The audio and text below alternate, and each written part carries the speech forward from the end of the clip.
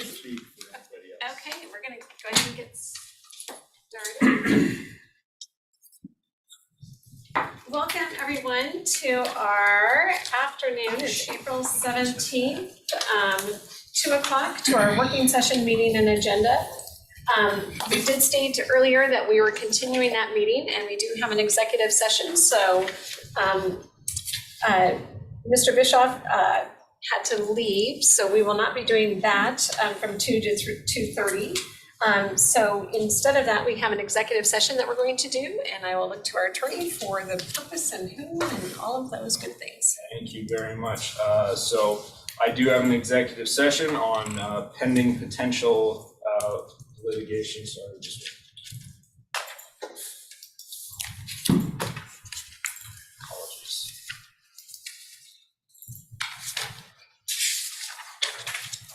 Thank you. This is on pending potential litigation under RCW 4230-110-1I, and this is going to be regarding legal representation for the Spokane County Superior Court. I imagine it'll last about 15 minutes. Those present should be the board, the CEO, and myself. Okay, so we will say 20 minutes. Is 20 minutes okay? 20 minutes would be fine, and Mike Sparber can be present for this one as well. Okay, so it is 2:05. We'll go into executive session until 2:25. And we will see everyone. Is any action expected? No action. No action expected. We'll see everybody back at 2:25.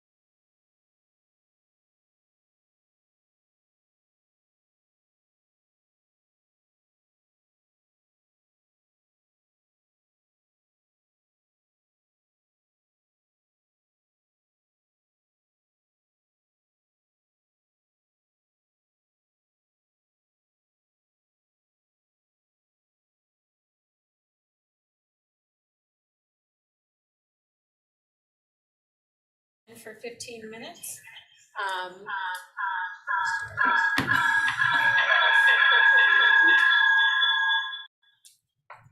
Telephone, is that what it is? Yeah, Zoom call. There we go. Okay. So we are continuing our 2 o'clock meeting. It is now 2:42. Again, we came out of executive session. No action was taken. We did extend for 15 minutes. And so that's going to lead us to Mr. Sparber. Well, good afternoon, board. Thank you for having me. I'm Mike Sparber, the Senior Director of Law and Justice. Today I'm going to be presenting the forecast for the conceptual jail as we move forward. As you know, I've been working on this project since 2008, and I've undergone several iterations of it, but I think today, based on historical data and the forecast, we will have a good presentation today. I'd like to introduce my team. Mr. Ken Moore is the project manager on it. And then Erin Lind is one of our data specialists. And then we also have Diane Lindquist on as well, and she is our statistician and working on the forecast and the numbers for us. So very much appreciate their work. It's been a hard, since January working on this project, and very happy to have you here for you today. So, all right, I'm gonna try to share now.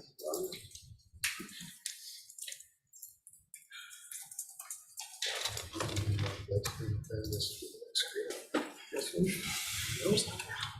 And you gotta share.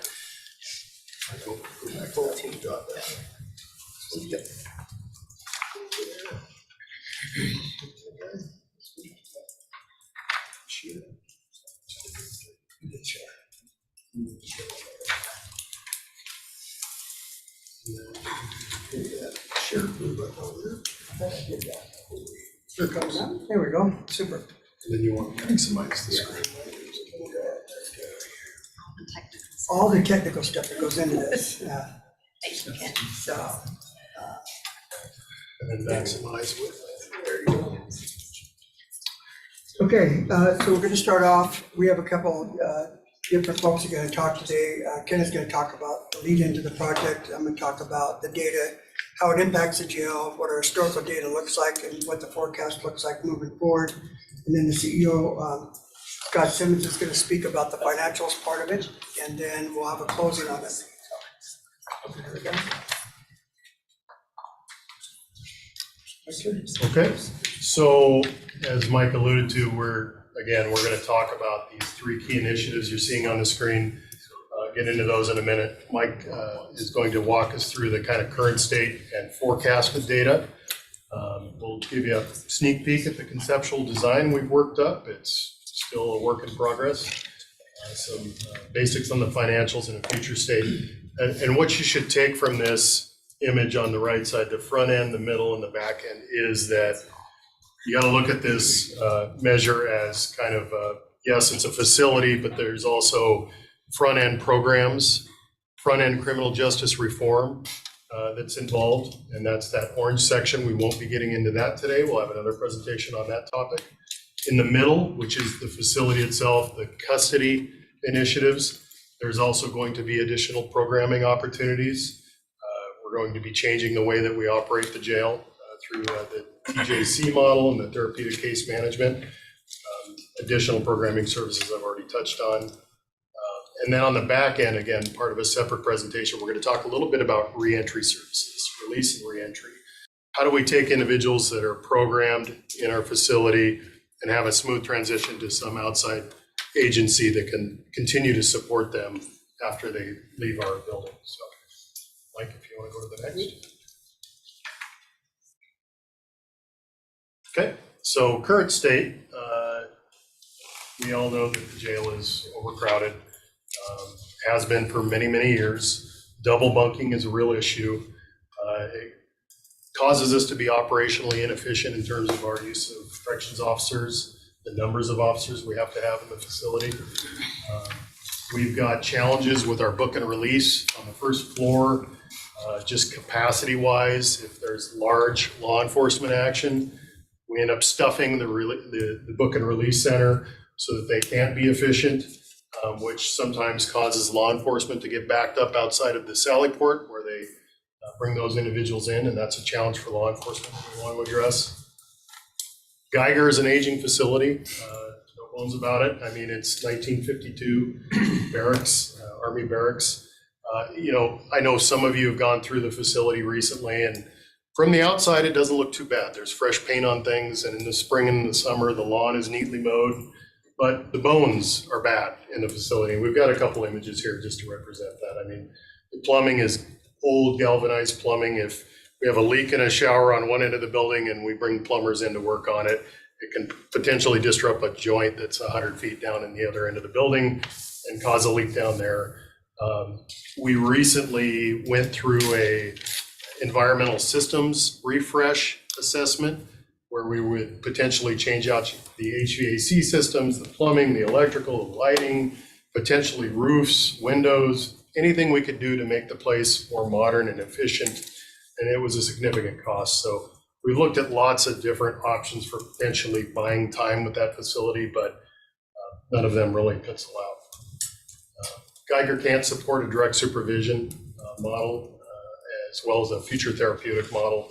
Just the layout of the facility, as you guys are aware, it's got long hallways with pods with individuals in them, and a single officer can't effectively manage a population in that building. I skipped the point here about duplicate functions. Just having a facility like Geiger, 15 miles away or so, that has duplicate kitchen, transport, facilities, functions, that's expensive, right?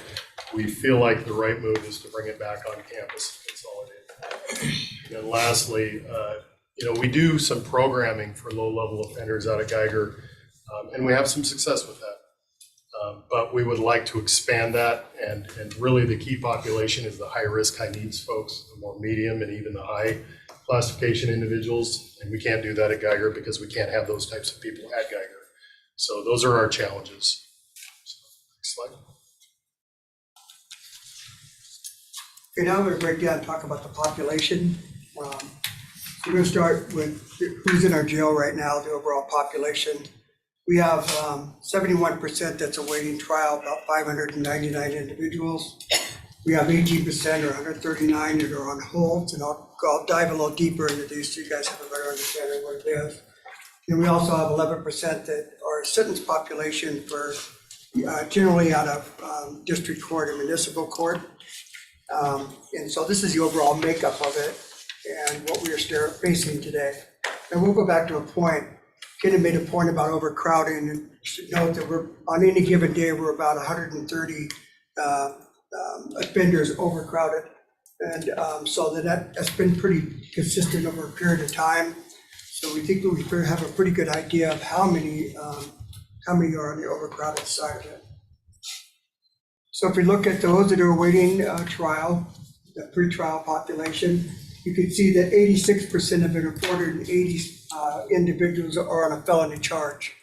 And that's ABC felony.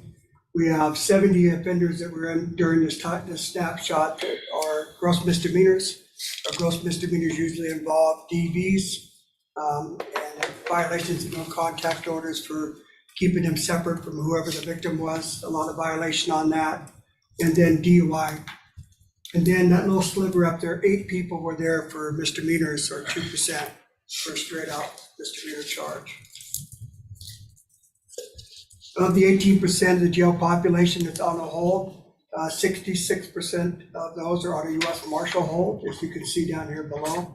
Spokane has a federal court, and all of this region, there's 3 federal courts, one here, one in Yakima, and then also one over on the West Coast. And so it's important for us to be able to handle some of those U.S. Marshal prisoners that are local to our region, and that's why you see a large amount of them. They're all awaiting to go to trial. They're not a sentenced population. They're ones that are undergoing the judicial process here in Spokane. We also handle some of the Department of Corrections individuals at 12%.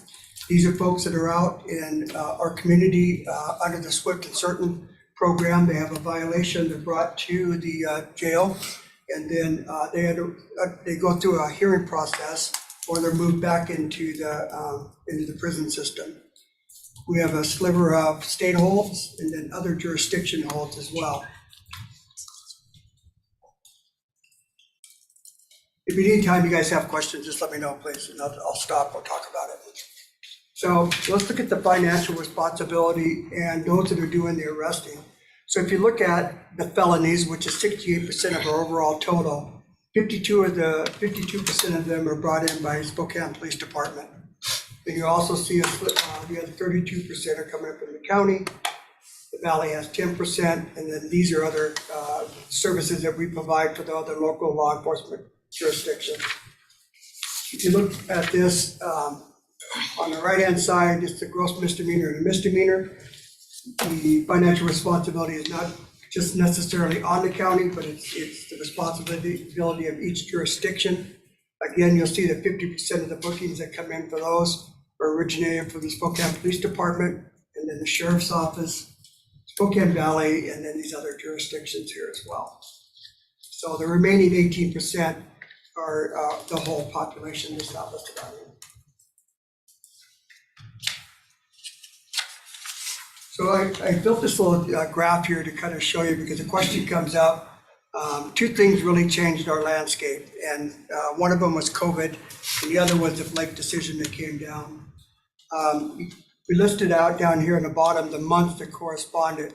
We'll point out that COVID really was in full swing about March 20, and then you can see by the summertime, we're already making the climb back up into our charges up here. The Blake decision changed this one primarily here. I try to get it under the right spot here. The felony seized because possession of a controlled substance fell under the felony population on C. It took a drop after the Blake decision. You can see that it's kind of planed out over the period of time and continues to go down as they work through the courts. They've gone through the resentencing and some of those things that are attributed to it. All misdemeanors, which you see also include gross misdemeanors, again for DUI, domestic violence, contact orders, etc., is climbing back up. And then you'll see that the B felonies have taken a significant climb over the period of time, up to 267 people in our population. And then also point out the Class A felons are on a climb too, and we'll kind of break that down for you on this next slide.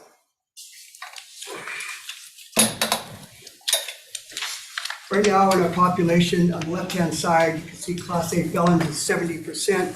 You can look at the charges listed underneath there on the left-hand side.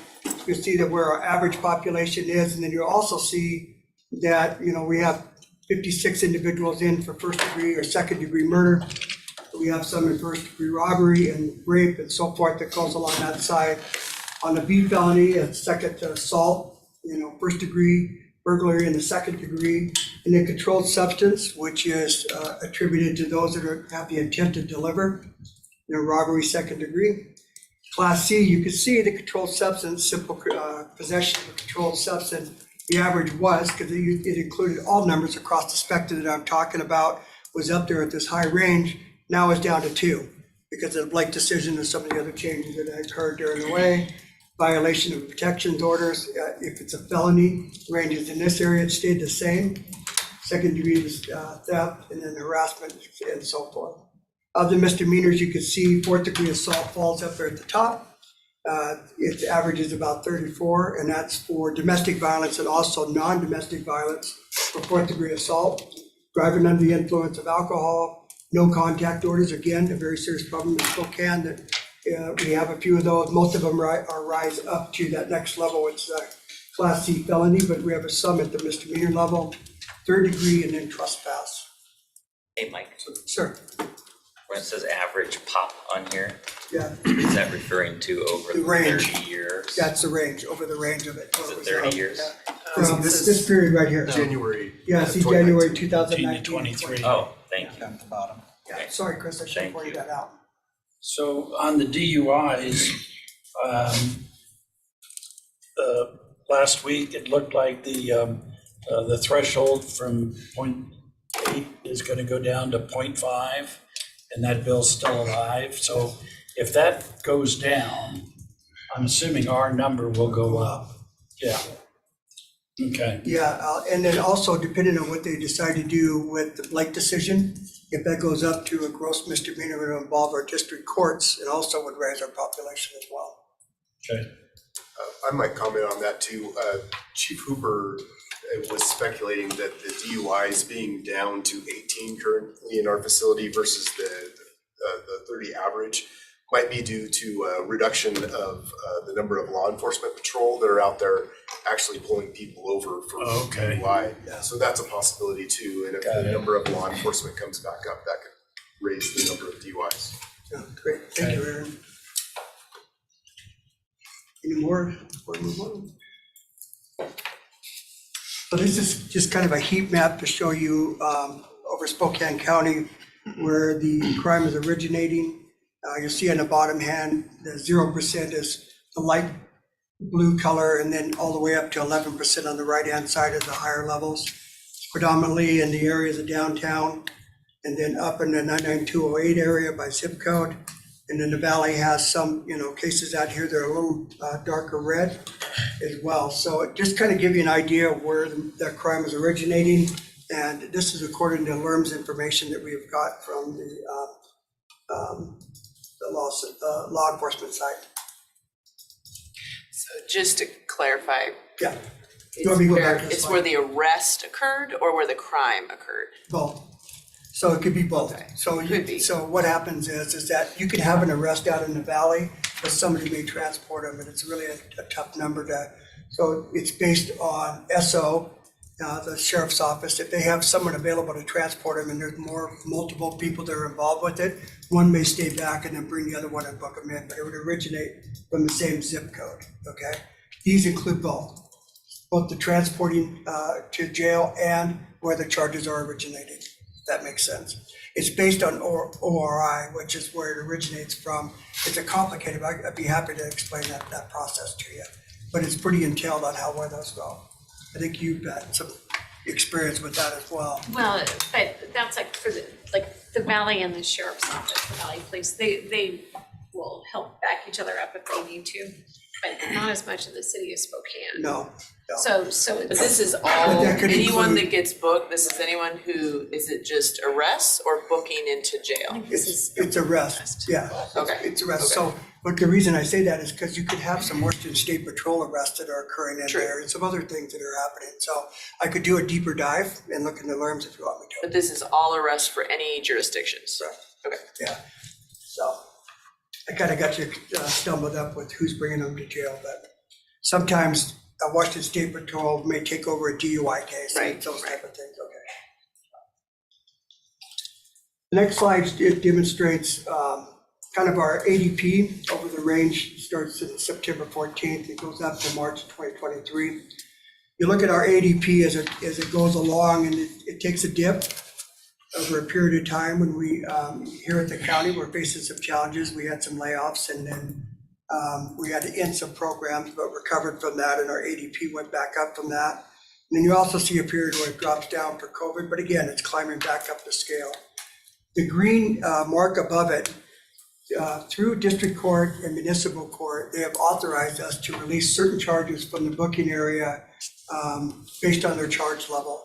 And it was meant as a population control to help us alleviate some of the overcrowding at the jail. If we were to use that number, you could see that it would be a higher number than what our average daily population, on an average of about 14%. So if we were planning the jail to include that population or changing the policy, we'd more than likely need to add 14% of it to change that policy. Does everybody understand that, or do you want me to recover that? Okay, super. Hey, Mike, Sir, on that book and release order, can you talk about when that started and what types of charges are covered by that generally? yeah, it started back in about 2010 or 11, I believe, if that's, and it's been renewed ever since. What was it say? 2014, there you go. I'm sorry, I should read my crib notes and I have a better idea. So it started in 2014. And the kind of charges that we're talking about, like low-level trespass charges, some of the low-end driving charges, some of the, vagrancy laws, indecency downtown, some of those ones that are lower-end charges that don't necessarily rise to the level of an incarceration. And so those are the population that we're talking about. And then I think, did I provide you with the list of those? Commissioner Jordan, I think I did I I give you a think you copy? did, Okay. and so Yeah. part of what I'm doing is making sure the public is following, right? Okay, I understand, okay, thank you. Any other questions on this one here? So the forecast model that we use is based on the National Institute of Corrections forecasting model. And it's determined by one, the average daily population based on historical trends. Factors contributing to it is the population growth in Spokane County, the admissions rate per 100,000 of population that comes into the jail, and then their average length of stay, how long they're staying in jail. So if you look at the ADP, you can see that it's, this is a mark that indicates some high points all the way up to 1,161, down to a low of when we, down in the 97 to 500. It's been fairly raises and lowers. It depends on what's going on with, again, this 2010 period was a period where we had faced some challenges as a county. We had several layoffs on that. We reduced some of the staff at the jail, and there was some other reductions elsewhere. And it started to climb after that. And it's kind of gone in this area for a long period of time. And then the Blake decision hit along with the COVID, and then it dropped down again. And as I showed you before, the margin was about 2 or 3 months that it was down at that valley, and then it immediately started climbing back up. This line, the black line above it, is the book and release factor that I was talking about. You can see that it just, for instance, on 2023, which is the annualized amount because we don't have the full details on it, it's 816. If we were planning to do something with that policy, it would be up to 930. Our medium line that we're using for our forecast is 912 as our average daily population. And that's over the whole 1997 to 2023 period. For the population, we use the GMA middle series, which is this line right here. Commissioner CUNY had asked that we do a 30-year forecast, which we've done. And we projected it out to 2053, a 30-year forecast. As a side note, on the right hand, you can see on the box, the jail was built in 1986 with a population of 354,788. It has since grown to 55,700 as of 2022, which is a 55% growth, and nothing has changed in the design of the jail. And the expected growth going out to 2053 is going to be another additional 24%. Question? So we look at our booking rates, and you can see that our booking rate has been across this line right here. It's been, down in the 1,800, but, in the 19,000 and in the 20,000 range for a very long period of time. And I did have a chance to look at the JFA study, and I believe that their population at the time when they did the study as well was in the 20,000s as an average across the period of time that they looked at it. So it's been this way for a very, very long time. You can see again, it dropped down for the COVID period. It stayed that way for a while, and now it's climbing back up as well. So there you go. Our average right there is 19,000. It was consistent with both David Bennett's and JFA's study as well. Now we look at the admission Hey, rates Mike, per just to 100,000. clarify.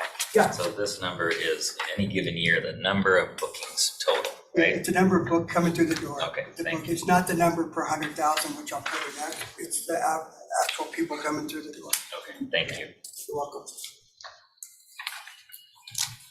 You look at the admissions per 100,000, and you'll see that again, we've had some highs up to 5,736, and then we've got some lows down in the COVID period in the 2,000 range. Our average across the span of the year is 4297, which will come into play in the forecast later. And then we indicated the minimum and the high, just to give you kind of an indication that we're landing right in the middle based on the historical trends and the data that we're seeing.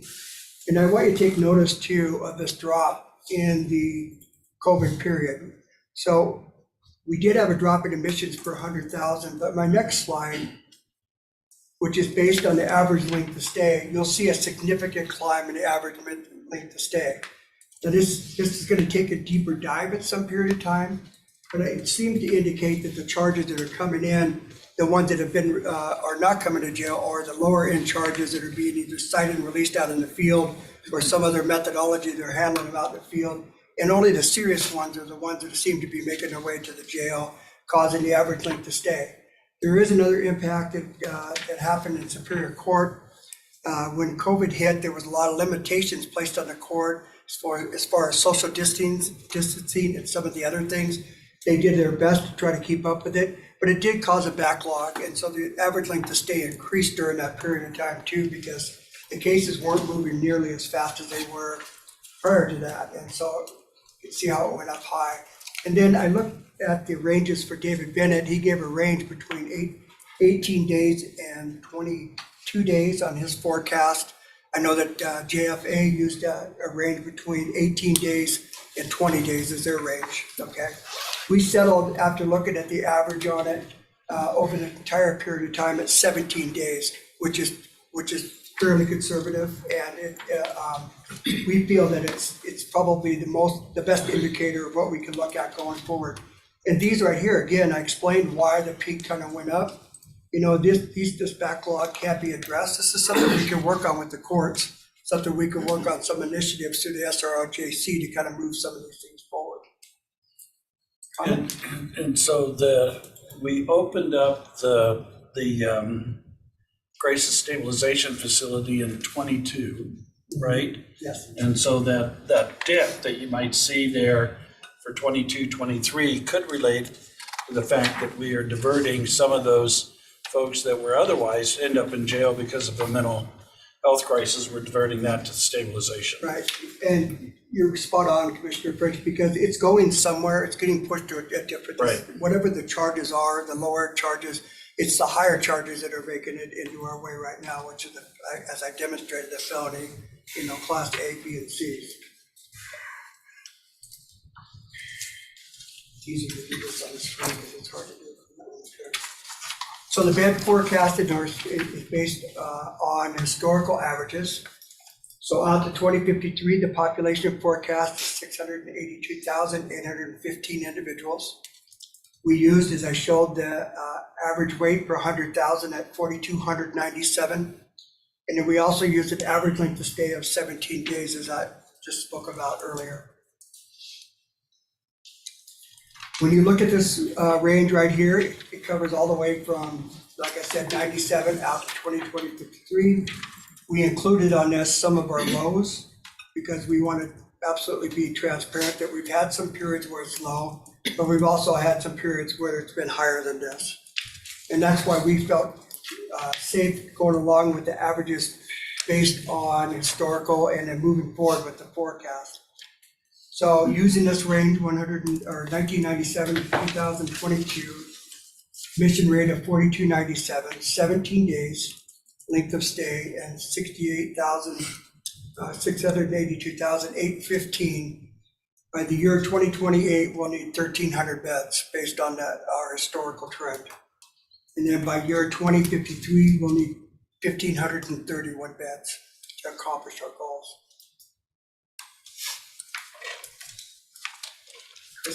Yeah.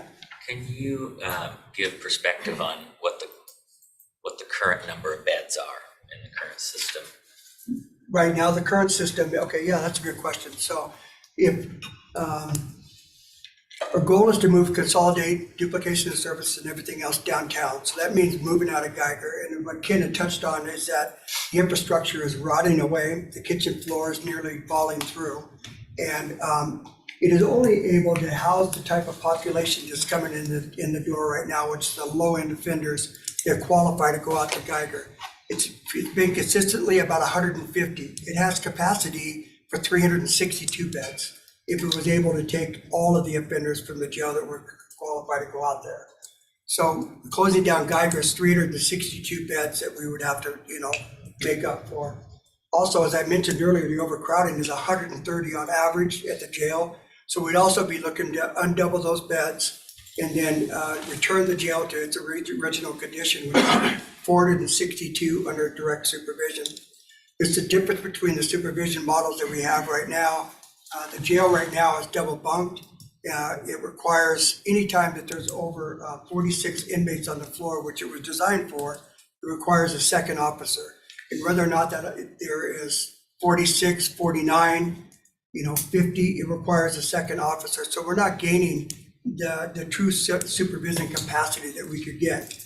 In order for us to break even, each floor would have to have 92 inmates on it because all the officers are capable of supervising 46 inmates. So that's kind of the break even. And the direct supervision model is based on an officer and 46 inmates. The inmates are out of their cells through the entire period of the day. They only lock down for counts, and then they lock down at final count, which is at night. Other than that, they're out of their cells. Now they're averaging about 3 hours out of their cells because of overcrowded conditions. We're supervising a portion of the population out into the module, and the second portion is locked down, which requires officers to do 30-minute rounds on the upstairs. So it's a hugely inefficient model. The model that we're moving towards, as I'll show you in a few minutes, is a much better model for supervision, and we anticipate saving some officers as far as the manpower on the supervision that we're going to. So does that answer your question, Chris? And then right now, we're averaging 800 to 900 inmates on our ADP, and where that's fluctuating right now. But like I said, we anticipate to be up by 2028. All conditions staying the same based on historic data, no changes in what we were doing. It's going to trend out to that line. Okay? Yeah.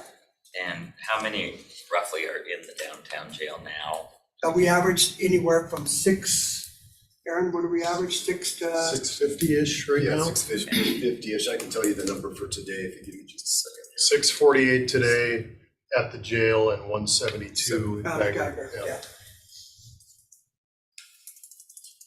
So 820. Thanks.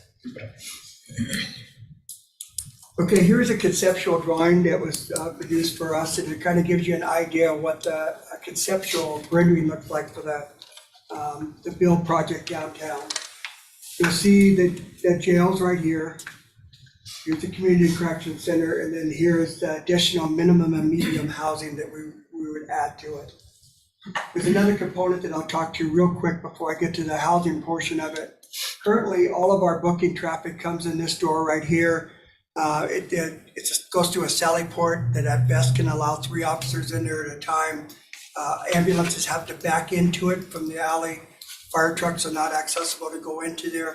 It was designed for a lot lower number of admissions, as you'd seen earlier from the build date. And so the officers are coming in this pathway right here. They're going through an alley. They're going out this parking lot, and then they're finally making their way out here to Monroe Street after going this route right here. In our proposal, we would add a more improved booking area that will allow space for all of those vehicles I talked to, including emergency vehicles, to pull into the sally port. And then it would also allow for some pull-out spaces in here. So instead of having them waiting outside the door during red light status, they could actually come into the jail and then park in one of those spaces that were available to them. Along with this, it has an improved booking area and property room. In order to consolidate everybody downtown and for the predicted growth, our property room and booking area that we have right now is not going to support it. As well, our kitchen not support feeding all of these 2 buildings along with juvenile that we feed as well. So we have on the bottom floor, we have a new kitchen and we have a new property and booking area along with the sally port. Officers instead will come down this vacated road that's out here, and they will pass through the sally port and then straight out to Gardner Street on their ingress or their egress. Okay. So if you look at the breakdown, the jail will have the existing jail, and this is meant for the high-end offenders. This is meant for the maxes. These are ones that individually sell. This is going to be for some of the improving our mental health capacity and them having the ability to be moved to a floor where there's more services that are available to them and so forth. And it's part of our development, but it's single cell, and not everyone is able to, work well with the rest of the population. They don't do well, whether they're victimized, whether they're fearful for their lives, keep separate. Some of those require single cells, and they would fall into this building over here for the higher end bed use. To duplicate those type of beds today is a lot more expensive than the jail we have right now. And we feel that it makes a lot more sense to use the existing facility for that purpose. And that's how we plan moving forward. The Community Corrections Center, which is the minimum, and it's for home monitoring will take place out of there, day reporting will take place out of there, work crews will come in and out of there.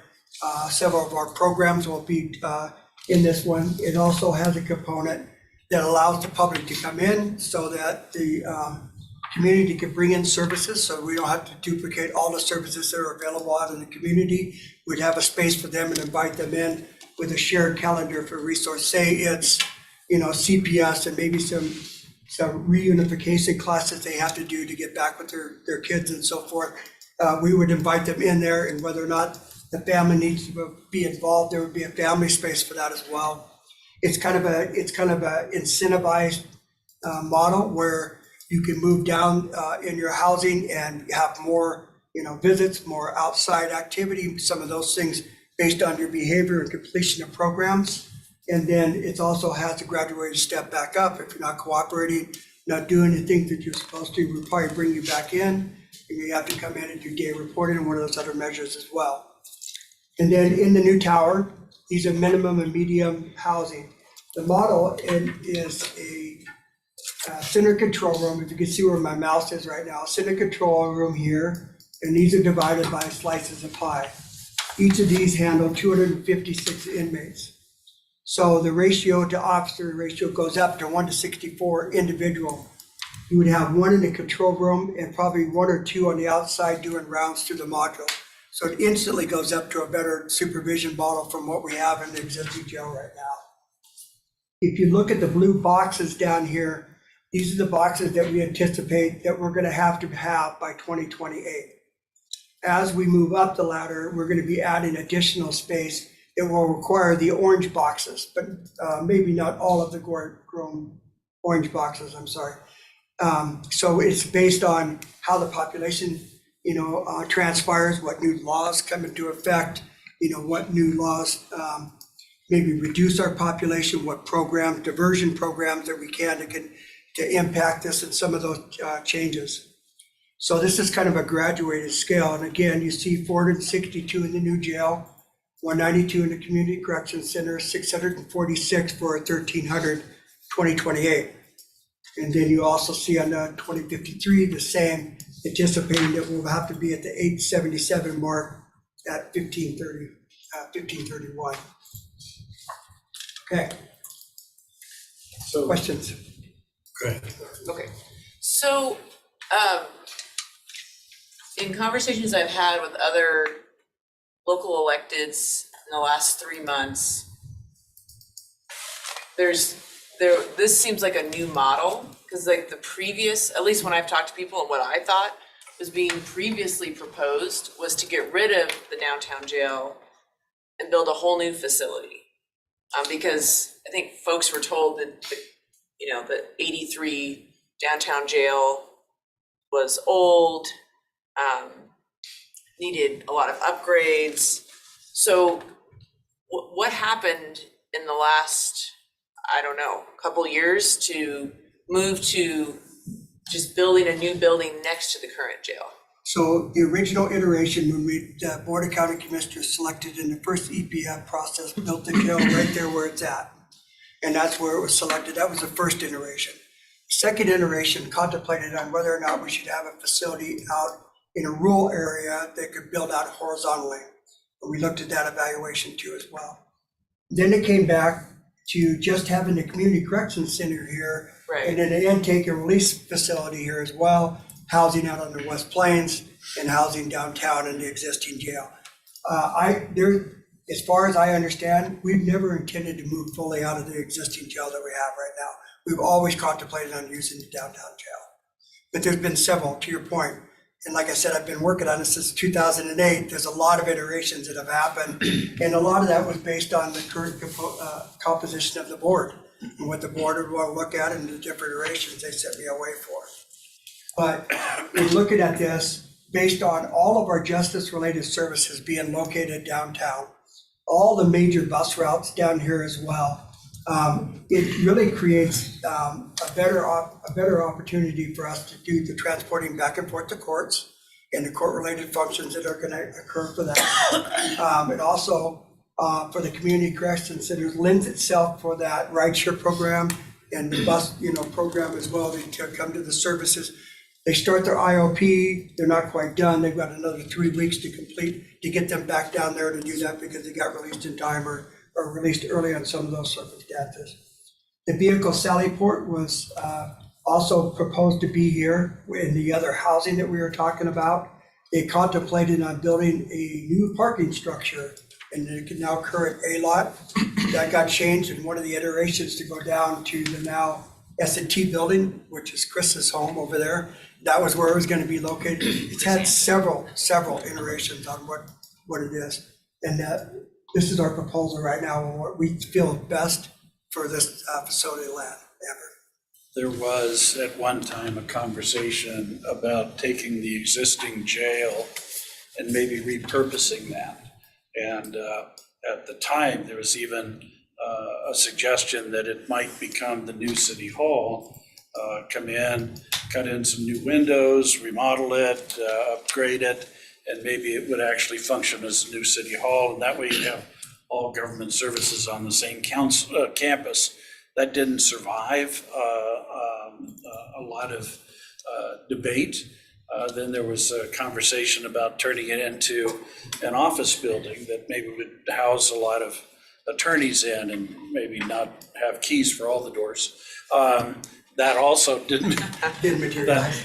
that also didn't survive a lot of scrutiny. So we evolved into, keeping the existing facility and trying to upgrade it and stuff, as opposed to just tearing it down and rebuilding something totally new from scratch. Yeah, those cells are hard to replace in today's dollars because they're actual single cells, construction grade, and they're designed for single cell use, The other thing is it supports our model that we want to move to, which is a step up and step down model. As the offenders move through their process, we're hoping to step them down to this level here, and of course, it doesn't mean for a violation out in the public, it's an automatic trip to the booking area. We want to instead have graduated steps going back up, based on what housing level that we have to get you to and what the consequences of your violation, that we could perhaps work with the district court and municipal court and their probation department to see if there's some graduated or incentivized probation going that way, So I believe, and correct me if I'm wrong here, but the best model here in the Northwest of what we're talking about with the community corrections facility is probably Beaverton, Oregon. Hillsborough, and that facility down there and stuff. So if you haven't taken a road trip there, certainly encourage it, and see how they have structured not only the intake programs, but also the community release programs. They do a really great job of reintroducing folks into the community. They've got social service programs there, housing programs, a variety of different, almost like the resource center, not quite as extensive, but getting those basic services so that when you come out, you're not just coming out onto the street with no place to go, that you'd actually have, housing arranged, potentially even employment and a bunch of other stuff. And while we're on iterations, I want to applaud the work of David's work during the time, and then JFA. I think they both did great work on what they were trying to look for and their suggestions. So I'm not minimizing any of their work. I'm just going off historical trends and where we're at right now. So, and I know JFA made some recommendations about incentivized probation. I know that they made a recommendation about a peer support group, which the Community Corrections Center would have. But I also firmly believe, and some of those things couldn't occur at the time because of COVID. COVID changed a lot of the landscape of the stuff that we were looking at during the time.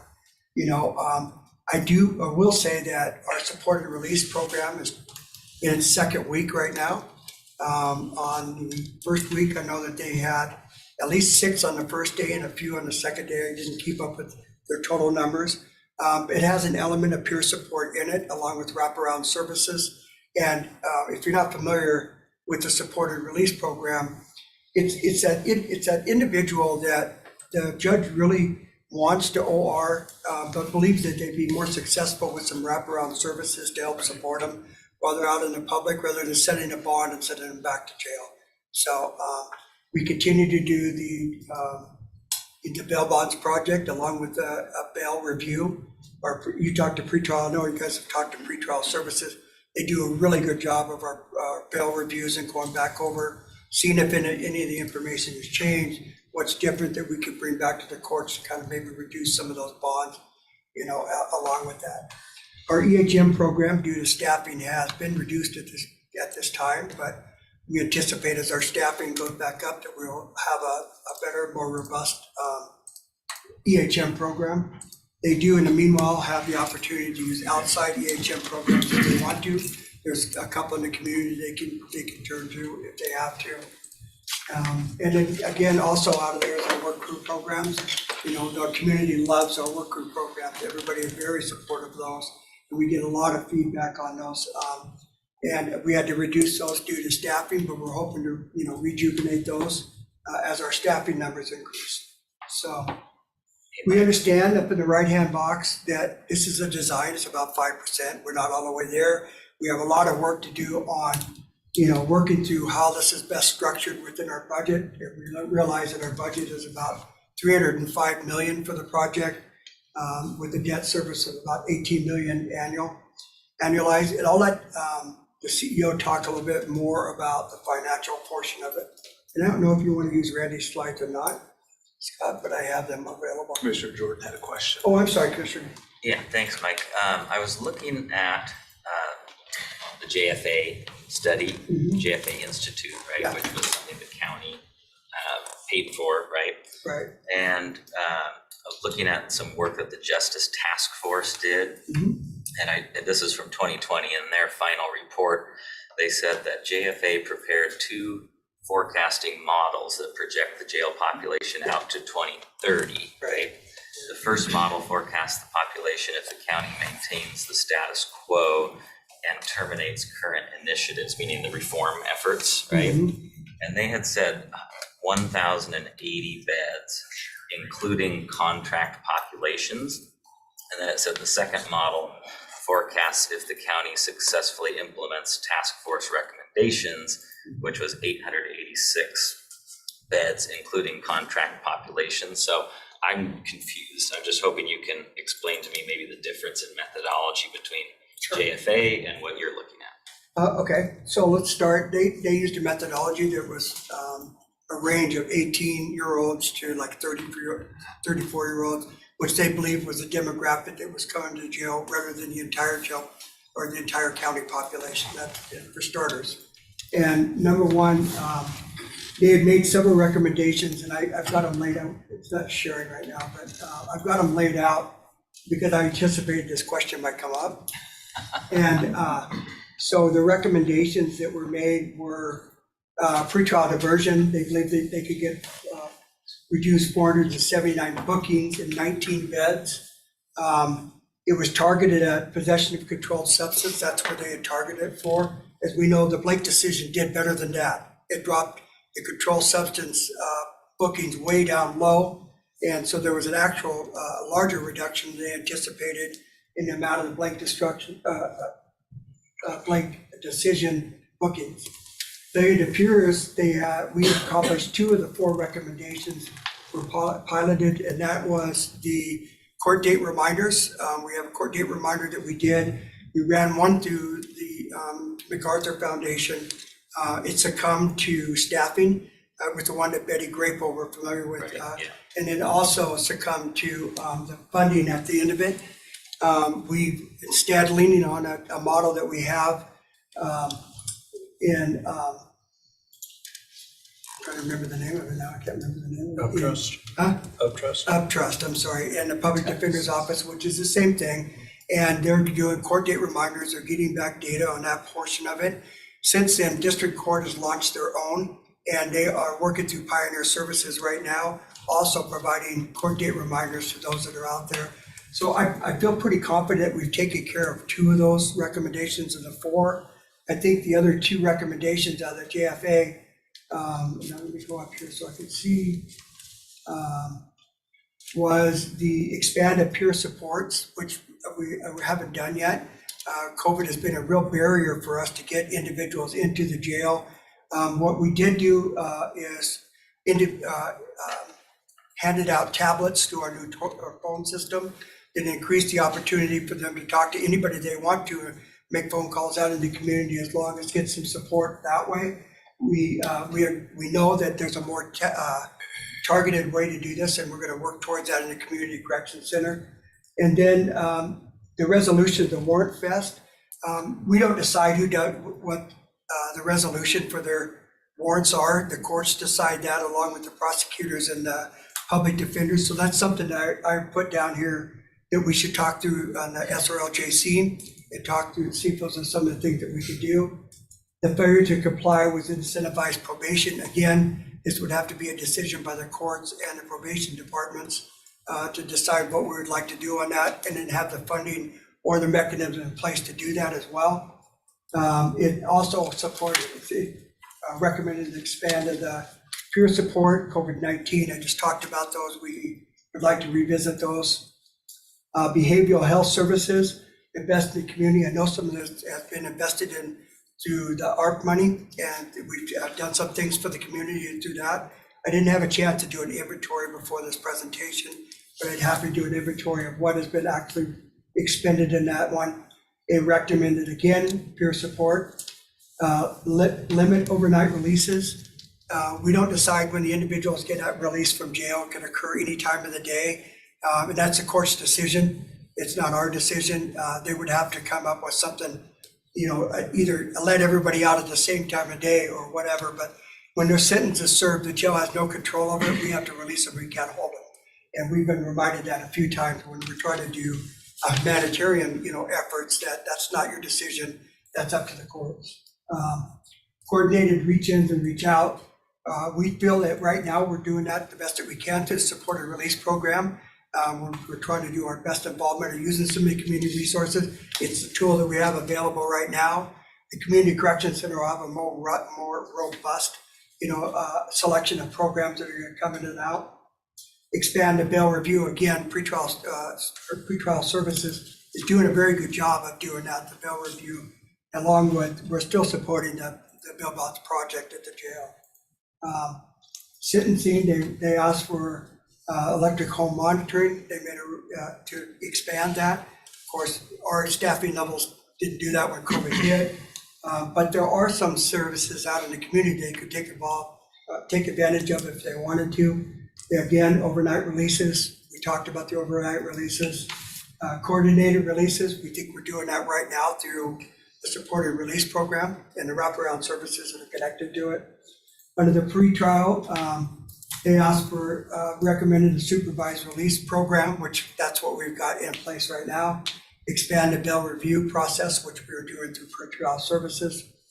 And then they go on with a couple more that are involved with some recommendations, but don't necessarily attribute bed reductions to those as well.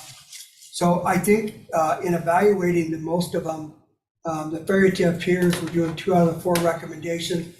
With the methodology that JF used, it's impossible for me to define what the actual reductions are to the 2 that we are doing versus the overall package that they have.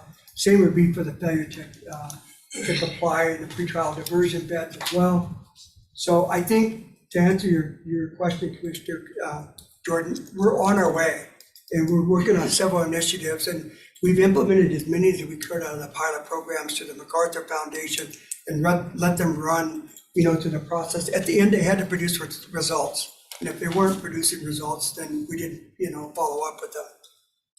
And so following at their report, one of the big ticket items I noticed was the idea of an intake and release center, right? Yes. And the first appearance waiting area. So my understanding from talking with you and others is there was an attempt to do something like that here. There was a trailer or some kind of temporary facility. Yeah. Can you talk about why that is no longer in effect? Sure. So Because and just let me finish the question real quick, Okay. is that, I think JFA had said that those 2 things together, according to them, right, would have a substantial reduction on the jail population of what they said was 26%.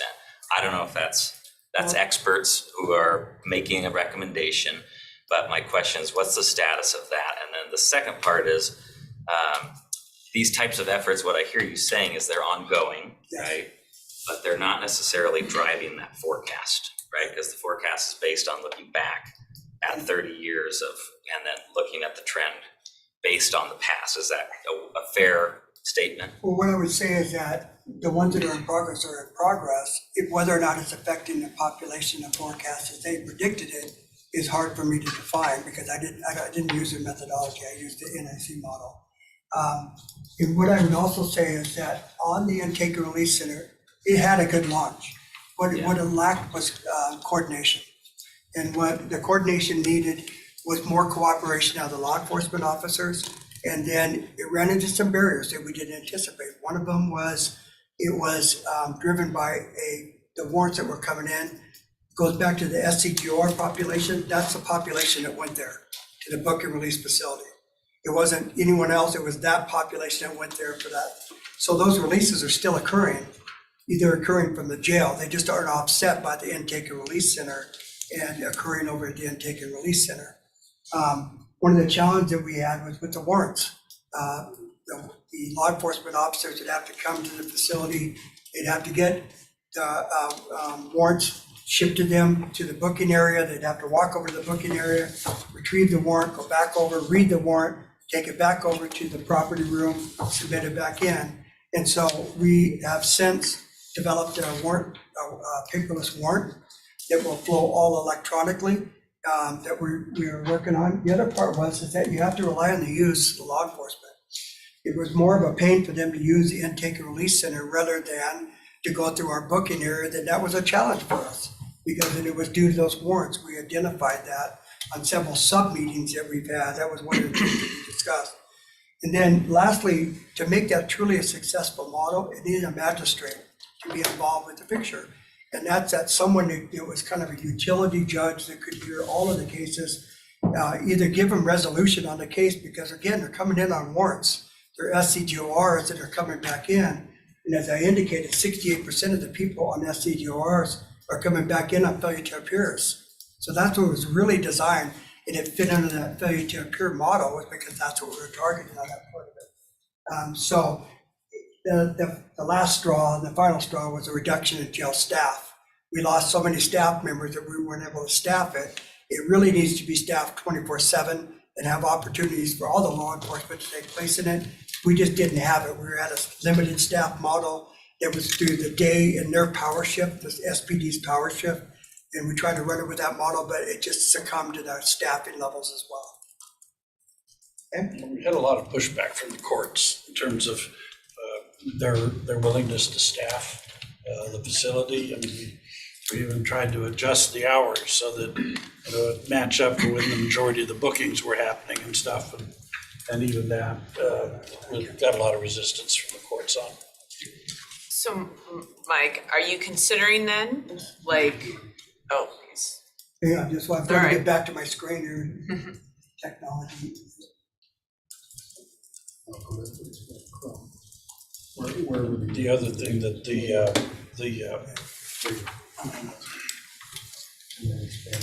Jaffa report didn't include in their numbers was what the reduction would be as a result of the crisis stabilization facility, because that was still very much in preliminary state when they did their numbers, so they had no way of projecting that and stuff. And so that's helped in terms of doing that. But the one frustration, and even when we had the SRLJC and it was manned by electeds, myself and Brian was on that representing the city and the county, and and Marina was on there too, had a great deal of frustration because a lot of the programs we were putting in place to reduce the FTAs wasn't working. We were still having the same number of FTAs despite all of the efforts we were making to try and assist people to get back into court, assist them to make sure that they were hitting their court dates and all that kind of stuff. And even Brian, he said, in one of the meetings, he said, God, I'm wondering if this is not a cultural thing, because the programs we were instituting were working in other communities, they just weren't working here. And we had no idea why they weren't working, but we were fully invested into it and stuff, so for what it was worth. And then Commissioner Jordan, here's the other part of it too, is that 68 of them are coming in that failure to appear. Of course, there's another 32% that are staying in jail, so maybe they were talking about the reductions of all of this population. I don't know, without knowing, understanding how they did their forecast model. And again, like I said, I think the JFA did great work, and I did great community work as well as involved. And I think also David Bennett did great work in this. I'm not trying to, minimize their work at all, so. Didn't we also have some pushback on the electric home monitoring program as well? And interestingly enough, the ones that were objecting to the use of home monitoring was SCAR, because it was letting people back out into the community under monitoring, but it was not helping to reduce domestic violence or in-home, with kids and stuff. And so they're saying, no, wait a minute, we should lock those guys up. We don't want them to have them in the home because it was chasing everybody in the home out. So that was the other challenge we experienced with the electric line. That was a surprise to me. I thought, God, here's a home run. We can keep them back in their home. No, we don't want them in the home. So And Liquid Monitor has a bunch of different models, the one model would be is if, the individual cuts off the bracelet and goes. Some of the other models, they'll send a notice to the courts and have them issue a warrant and then go back out and pick them up, right? The detention services model actually monitored them. And if they cut their bracelet off, we'd send somebody out to go get them. Because it was that supervision component, the carrot and the stick, that seemed to work the best for that, the EHM. And so with the reduction in staff, we definitely want to bring it back. I mean, I think that's the best model we have. So go ahead. Mm-hmm. So, yeah, I think you hit a lot of the programs that were suggested, and that you've done some work to implement the reminder program, supportive release, which just started, free rides. I don't think you mentioned that one, the free rides Yeah. to court, expanding the peer supports, which hasn't happened yet. The behavioral health investments like the crisis Stabilization. center. Yeah. So are you able to, and your team, look at some of the programs that you did implement and share back out with the public which ones were successful and how many estimated jail bed days did they, reduce? I know it's not gonna be as much as what was in the JFA because we hit COVID and we weren't able to implement some of the programs and the jail population went down. Right. And the demographic. But it just seems like it's really important to look at those programs, look at what we did do, what we're just starting to do, and look at how much it did impact the jail population as best we can, Yeah. and make sure it's incorporated in the numbers somehow. Yeah, there's a follow-up workshop after this one that's going to be focusing on the programs, the paradigm shift in the jail and the model that we're going to, and then talking about the programming, which is an individualized case management process over a charge base, and we can include that with it. We'll just include those. So on that first, when you were talking about, you're gonna have another presentation then on that front end inflow, because I think that's what, Both that's what front I'm, end, yeah, but I think what I'm hearing that because of COVID and changes in the leadership of the law and justice position, Yeah. there just hasn't been a report back out to a lot of committee members participated in that justice task force and gave input, and then it's like, at least I hadn't known like which programs were Matching up, successful yeah. or not, and which ones the county is still continuing, and maybe which ones aren't being continued. So I think it'd be really important to do a report back out and then try and calculate a little bit of, I mean, you don't know that if someone got a free ride, if that person,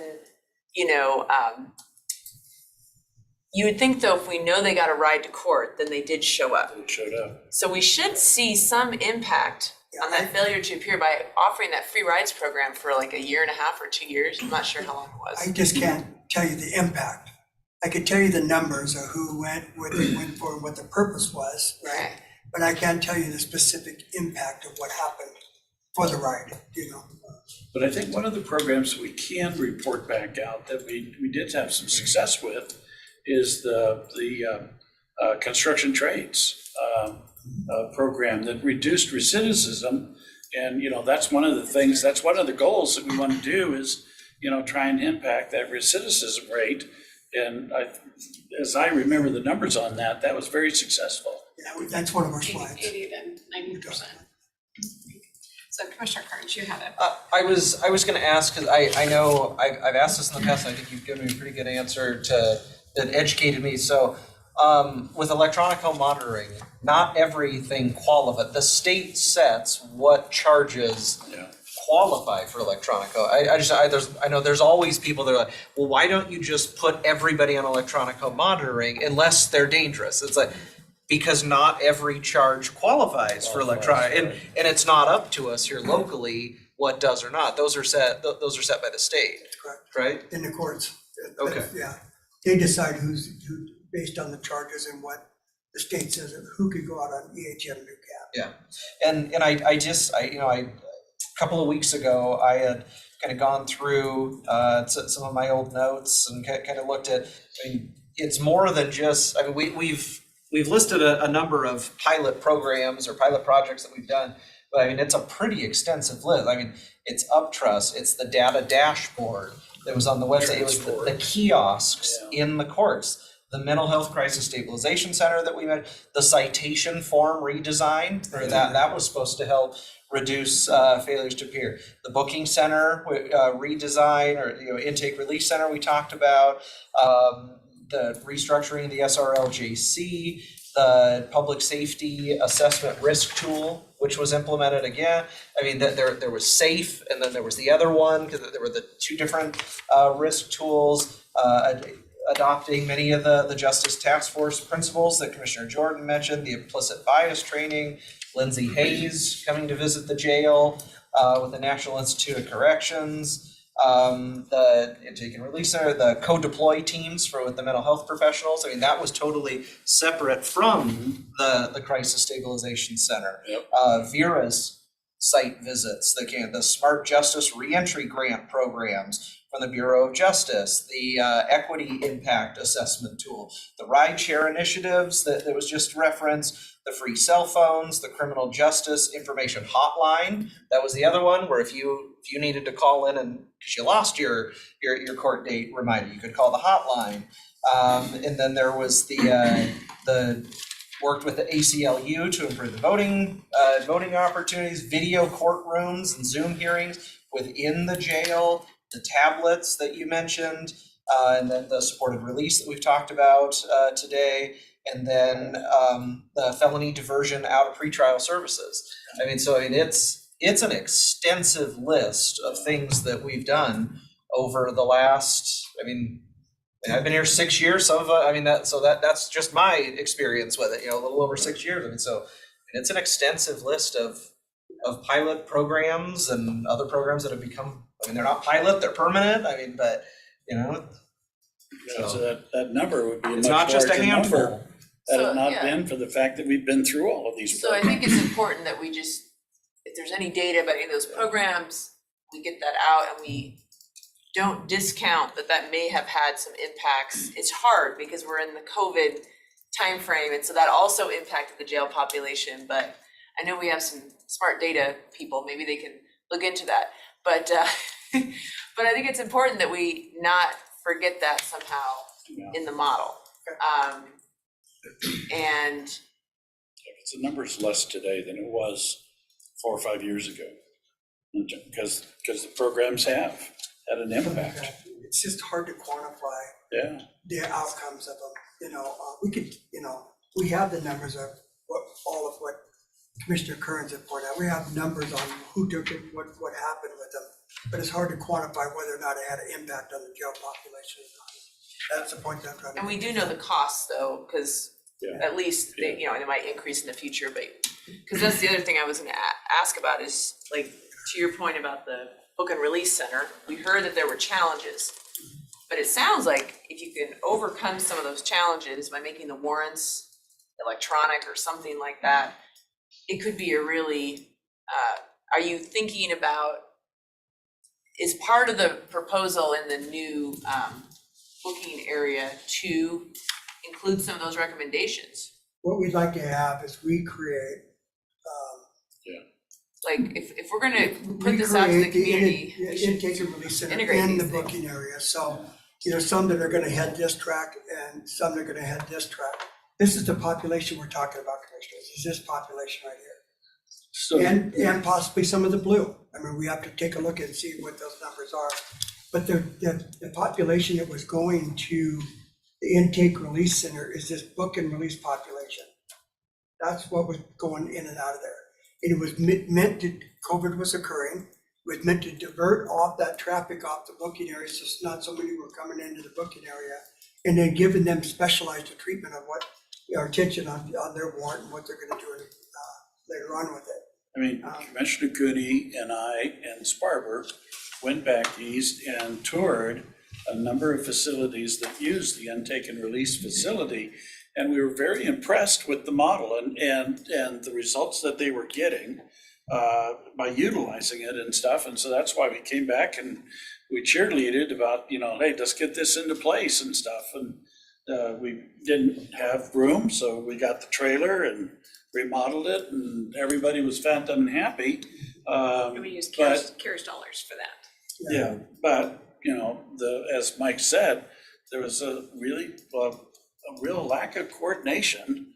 And while we were doing all of the hard stuff to be able to make it happen, the director at the time was not doing the soft stuff to make sure that it would work and stuff. And that's what eventually ended up being the downfall on it, was, getting the coordination between law enforcement and getting the judges to show up that would actually administer. And all of that stuff was the soft stuff that killed it, not the hard stuff. We watched it in motion.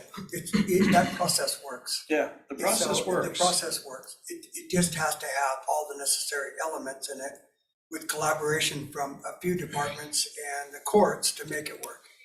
And so that's really what we have to focus on next time. But the programs are a separate conversation than what we're talking about today. I understand your points. We're going to come back and try to be extensive as we can in this next report out, including some of the numbers that you've asked for. Yeah, I just think it does tie into the projections. Yeah, because I like where you're going, because while this is one number, had we not done the programs, the number would be significantly higher and stuff. And so what is that delta that we've already been able to experience through some of the Or- programs we put into place? Programs we started 2 weeks ago. We don't That know we the don't impact. Yeah, we don't know what the impact But is. if there is gonna be, I would hope there would be an impact, Yeah. and it I should hope- be included in the model. I'm praying that there is. I think Well, or else it wouldn't have been a recommended program to implement. So I would guess it's based on some best practice that we're doing it. Right, but even that program, there's very few people that are actually eligible for that program. Right. Because of the charges and all of that. The other concern I have is that some of the programs, when we met with pretrial, I met with pretrial services, I think you met separately, just to get an overview. So 2 programs that came out of these reform efforts are currently continuing to happen in pretrial. And one of them is the Felony diversion program, and then the other one is like a the connected to, pretrial supervision model, that's Okay. a portion of it, yeah. and what I understand though is both those have space Mhm. and they could take more people. And then I think we were talking about the drug court. Right. We've met with both the Superior and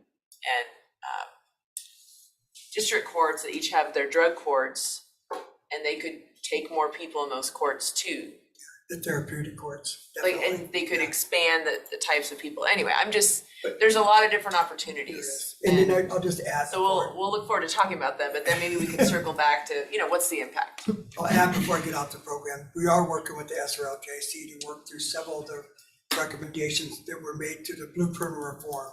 And that touches the justice system across the plane.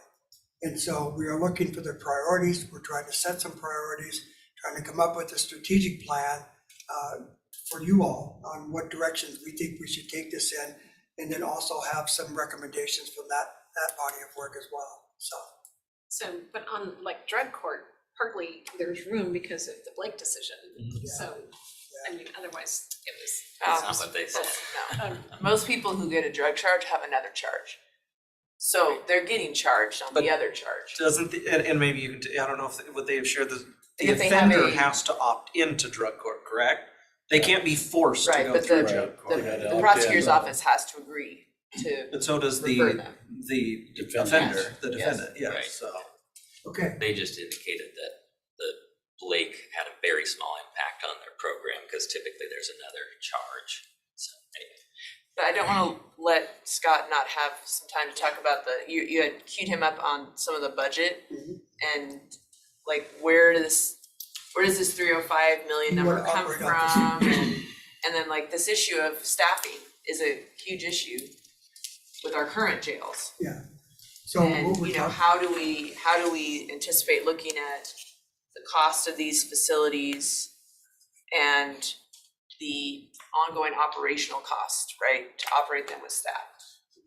The O and M is going to be, so the programs are going to be a subsequent work session. The O and M is going to be a subsequent work session as well. So once we kind of get some rough ideas of sizing of the facilities, then Mike and team can go back and start developing some of the O and M costs. So some of the benefit from reducing the overcrowding in the jail, which has the lowest, least efficient direct supervision model, moving to one that increases the supervision model would reduce the amount of COs that are needed.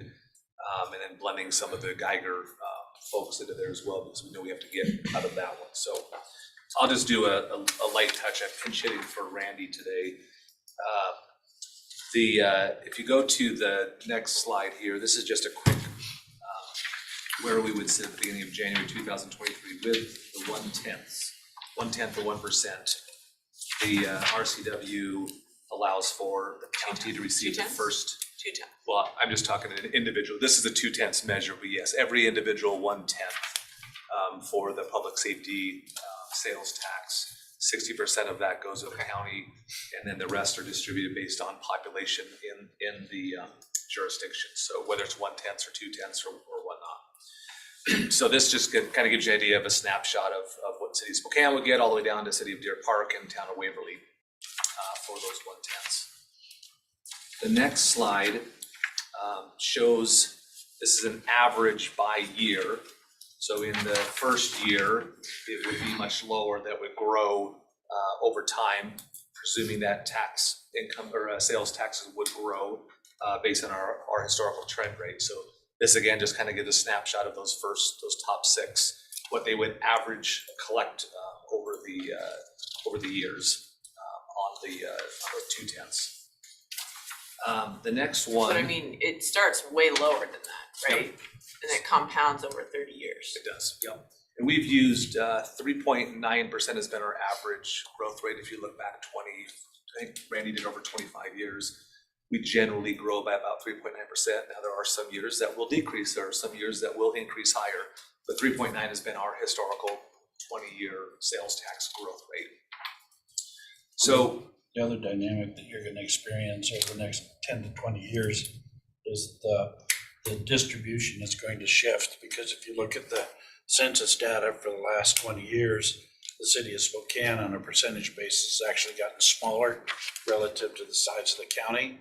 And so if it used to be represent 46% total population, now I think it's a little over 42%. So the rest of the county is growing faster than the city is, so that number will shift. So if you go to the third slide, this will kind of get back to your question, Commissioner Waldriff. In the first full year of collections of the 2/10, 60% going to the county would yield about $18 million. So we just use that to establish a baseline. If we dedicated that towards construction of a new facility, how much could we afford?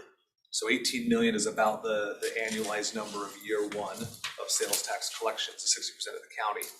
And then Randy worked with our financial advisor to look at what an interest rate would be in the market today. He did this back in November as well too, when the interest rates have benefited us a little bit.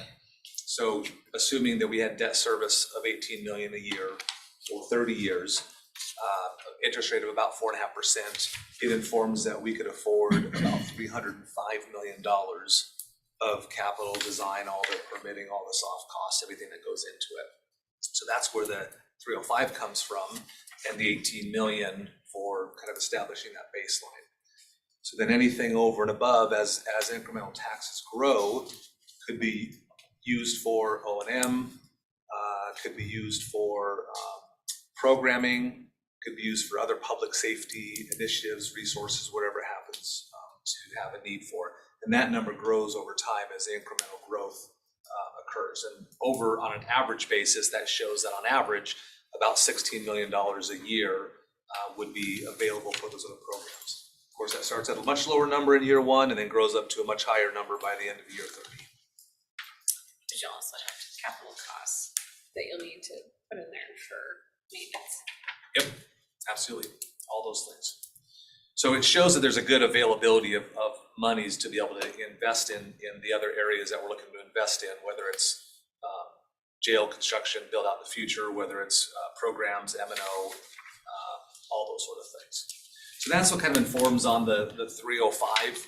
The commissioners could say, oh, we want a bond for higher, we want a bond for lower. It's just using kind of give us an idea of what a range could be as far as what the affordability is. If you just take a pin and stick it and say, we're not going to invest any more than year one sales taxes coming to the county into a facility. That's essentially the approach. Just to confirm, so those numbers, the 34.5, is what year do you anticipate that? That'd be the middle, that'd be like year 15. Okay, That'd be the average. that's So the it's the middle, average. got it, gotcha. By year 15, that's the best way to look Gotcha. at it. Hey, Scott, Yes. what is, so we have 305 as a very preliminary figure on the construction with an $18 million debt payment. What is the total cycle construction cost when you look at the actual upfront plus the debt service so far? Trying to see if I'm, so if you take the capital plus the interest on it. Right, so I'm looking at like the lifetime of the sales tax. Yeah. Which I think I was told initially was, the county share was 1.49 million over 30 years. I don't know if that's exactly, if Randy's projections have changed, what portion of that ends up being needed to build this, right? So- Without considering additional maintenance or operation. So 18 million times 30. So what is that? 560 million or so. It's just kind of, I have rough math in my head. So it's 18 million times 30 Yeah, times plus 30 the years. 305. The presumption is we'd bond over, we'd go out with general obligation bonds that are being funded by that 1/10, that 18,100,000 up in year one, and that would be over 30 years. And then I know, 140. 540. and how far does that get you in terms of the floors? Does that make sense? That's the thing that we're trying to work back with the designer is if we don't need to build to the 30-year plan. We could build to the 2040-year plan or something. What this is showing in terms of a 2028 number, if you go with the forecast methodology that Mike has proposed here, that gets us to build, it would be about a 5. So the community corrections would be the 192 beds. I think that's a 4-story building. And then the minimum, medium classification housing would be 1, 2, 3, 4, 5 stories. First story is kitchen, the booking center, take and release, free trial, other sort of things like that. So you'd have 4 floors of available housing. And then what the idea that we've been bouncing around is you build it, but you shell off, meaning you build the 5 stories, but you maybe leave 1 floor or 1.5 floors not built out. And then you can come back later and add those as the needs exist or don't exist. But don't build it to your 2000. We wouldn't be able to build it to your 2053 level today. We wouldn't be able to afford that.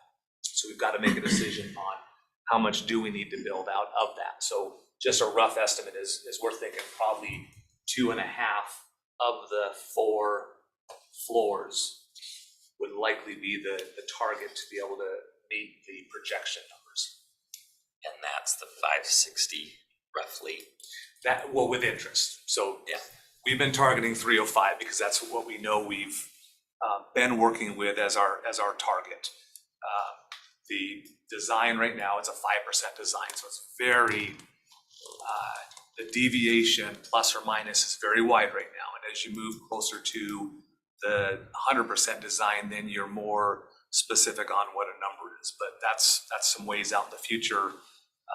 We'd really want to get a designer and a contractor. If we took like an alternative delivery method, which is probably best for this, you're going to have a contractor and a designer working hand in hand, doing a lot of value engineering, doing a lot of, if you build it this way, it could yield you this cost. So it's really partnering those two together that gives you a better product at the end. What does that mean, 5% design?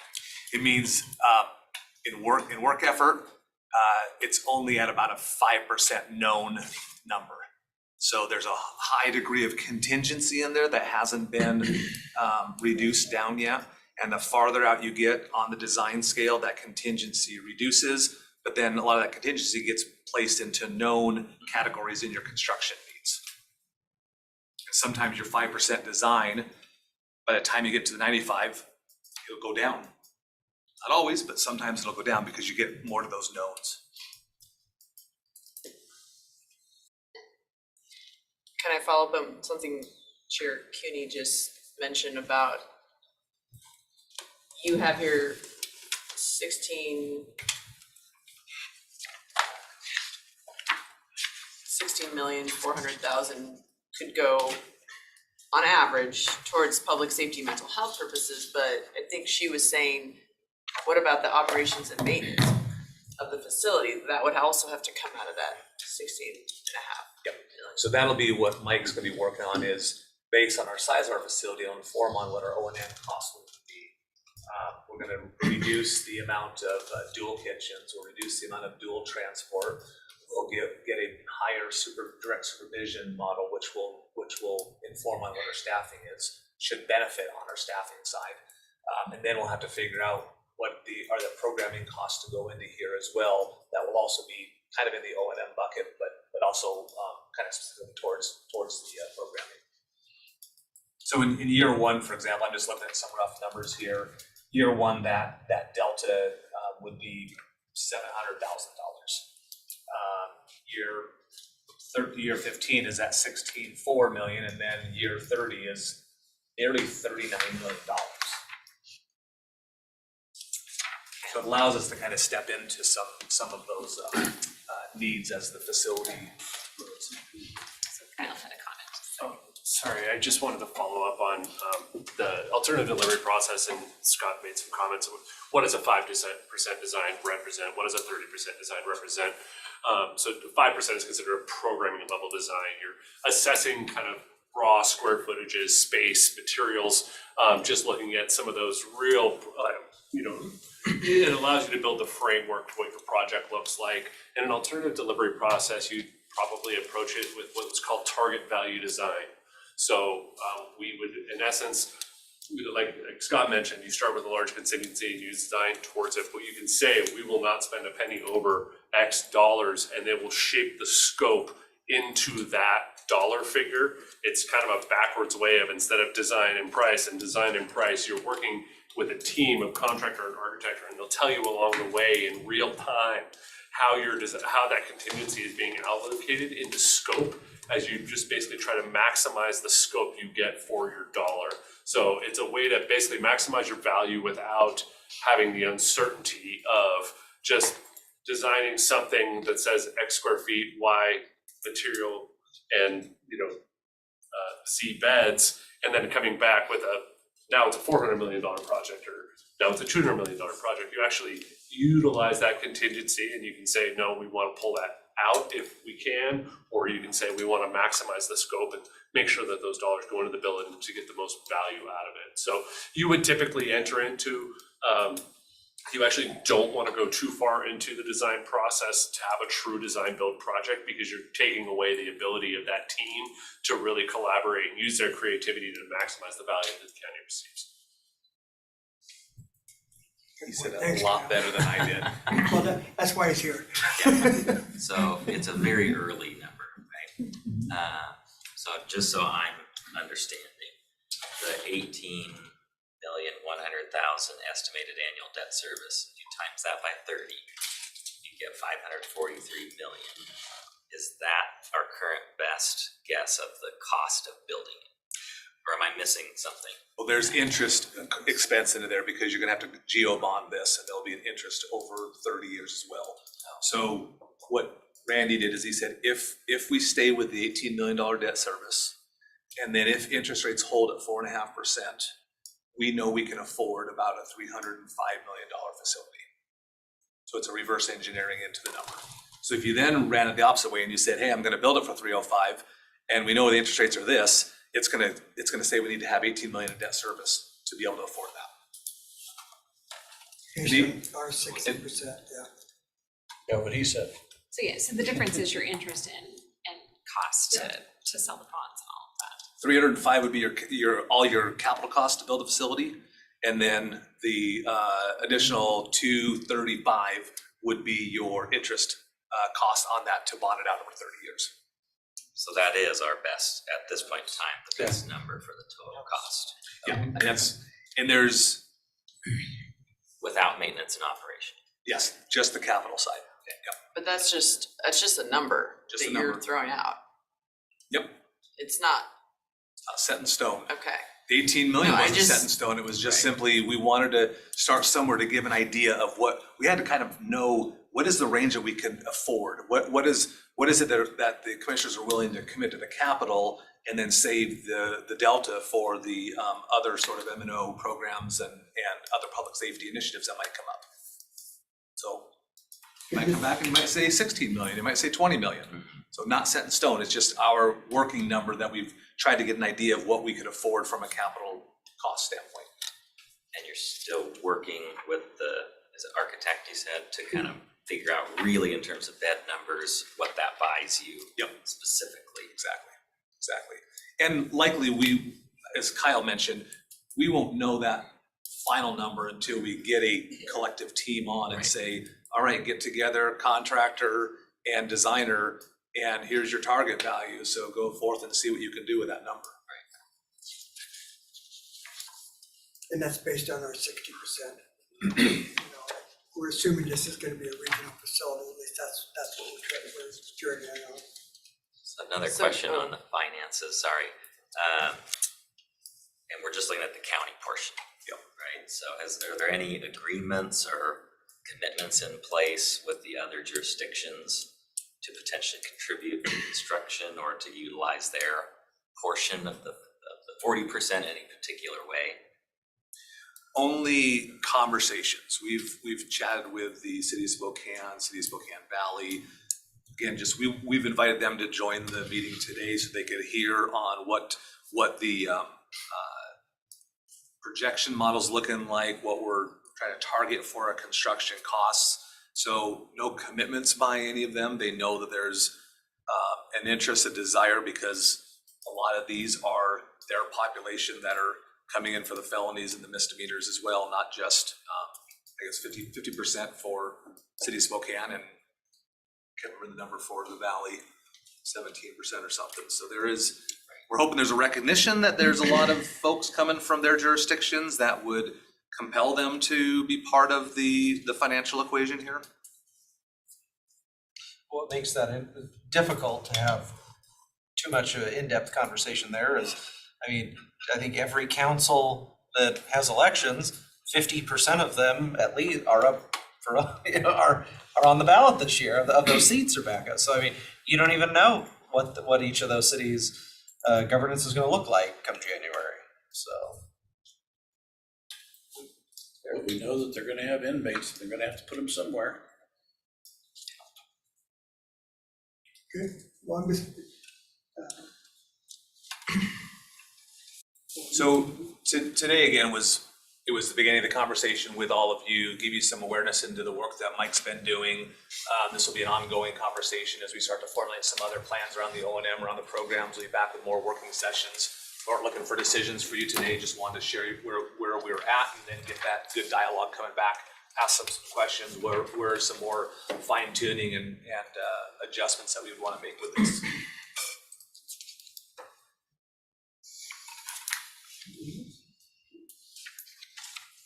If we're still in open discussion, I just have, going back to the beginning, one more kind of general question, which is, you mentioned at the very beginning, we've been working on this for a while, and the county has looked at Geiger and what the alternatives are for extending the life of Geiger. So can you talk about what those are, how much they cost and what they do, just to know what the options are? Yeah. And then secondary to that is the cost of building this new facility would include retiring Geiger, right? Because that's part of the lease out there. I assume that's built into the numbers. Before you touch on that, I'll give you a perspective from the airport board. Geiger is a short-term idea. We built a new facility for Prime Air here last year. That's about a block and a half away. We've got another user that is now looking at building another hangar next to Prime Air that will basically take their operation right next to Geiger. And so for the airport, I think you've got a couple of years left on a 5-year lease, as I remember. And I don't know that there's going to be a lot of energy to extend that for another 5 years, because we've got other pressure for the airport, and the airports, for a long time, there's nothing happening up there. I mean, it's crickets. Now there's all kinds of activity and interest for new businesses out there, and that'll take a priority over correctional facility. And I should also add, part of that 305 that we're targeting not only demolishes and rehabilitates that space, which is our obligation. Right. Yeah. There's also, this facility would need to replace the sheriff's parking garage and the DEM building. So that 305 contemplates all of those activities occurring as well, finding other locations, demoing Geiger. Right. Is that good enough? The answer good enough? I want to know, how much does it cost to make Geiger appropriate, even if it may, to fix the floor, put air conditioning in, et cetera. I think that's important for the public to know, because a big part of the case you're making is about the condition of Geiger, right? And I went out and looked at it, it's not in good shape, so.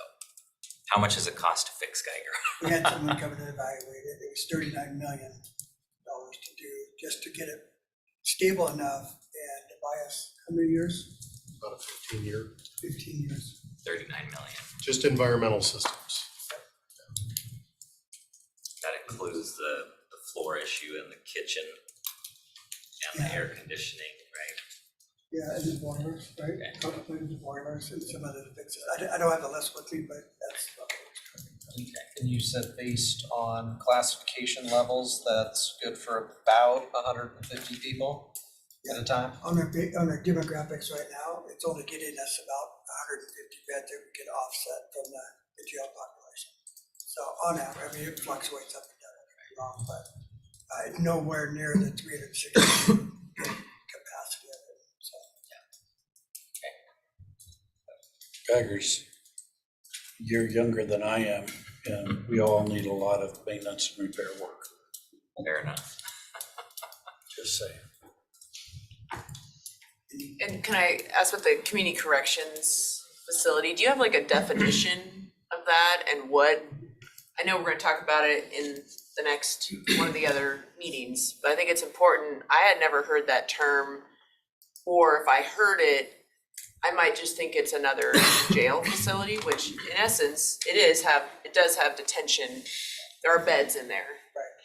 But there are these other programs that you're talking about, and Commissioner Cooney first told me about that last year, and I thought, oh, this sounds very interesting, but I don't know anything about it and why it's a best practice, and I think it's important to talk to the community about it, because to your point, like you could, probably doesn't make sense, but you could put repairs into Geiger and use that as kind of a community correction center. But I guess I'm wondering, do other inmates in the other housing units, will they be accessing the community correction center? Is it for everyone on the campus? So Or is it just for those that are in the low, minimal or medium kind of level of security? So all the, number one, everything is decided by the courts. So if they get sentenced to our facility, they're gonna determine whether or not we can put them in there or not. And so the biggest influx of our beds right now are the minimum and the mediums, mostly mediums, and that's what we're building for in the building. The Community Correction Center, and I'll give you a lot more detail of what it's gonna do and the function in the next meeting, but high level, it involves a lot of work on getting them to eliminate barriers to their recidivism.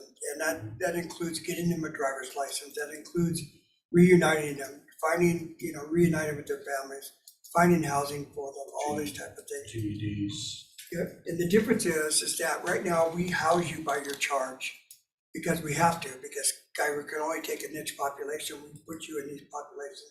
So it's based on your charge and your classification level, okay? And so what this will do is that it will operate as the minimum portion of it, the sentence population, and the mediums that are getting through their court process and transferring to go out of the jail.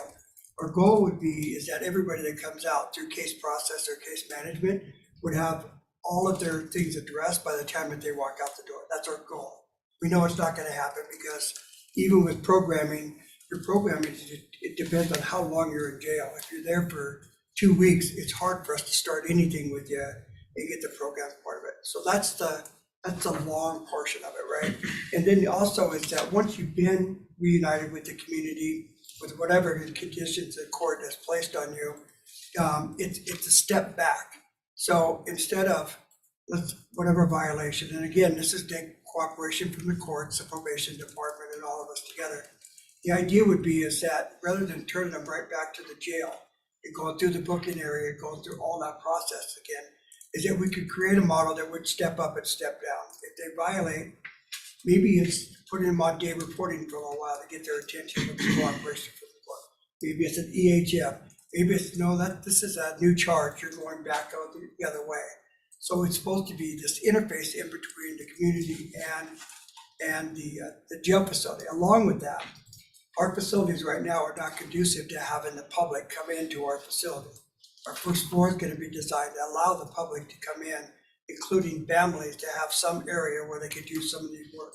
It incentivizes them to eliminate barriers. You get X, Y, and Z done, we'll give you a family visit that comes in. You know what I'm saying? It incentivizes the way that the process moves. The programs, there's 2 different terms. The programs will have a select amount of programs, which includes the IOP, breaking barriers, some of these other concrete ones that we've done. To your point, we are operating Geiger as much to a community correction center as possible right now. We have those programs. We're going to keep doing those programs. But not every individual going through our process needs any of those programs. They need just something totally different. And so we want to involve the community coming in, bringing resources as well into the building so that we don't have to replicate all of the programs out in the community. So that's what a community correction center does. It brings in services from the outside so they can take part in these programs without us hiring the staff, building all the labor out, and then taking advantage. Maybe it's a service contract and those type of things.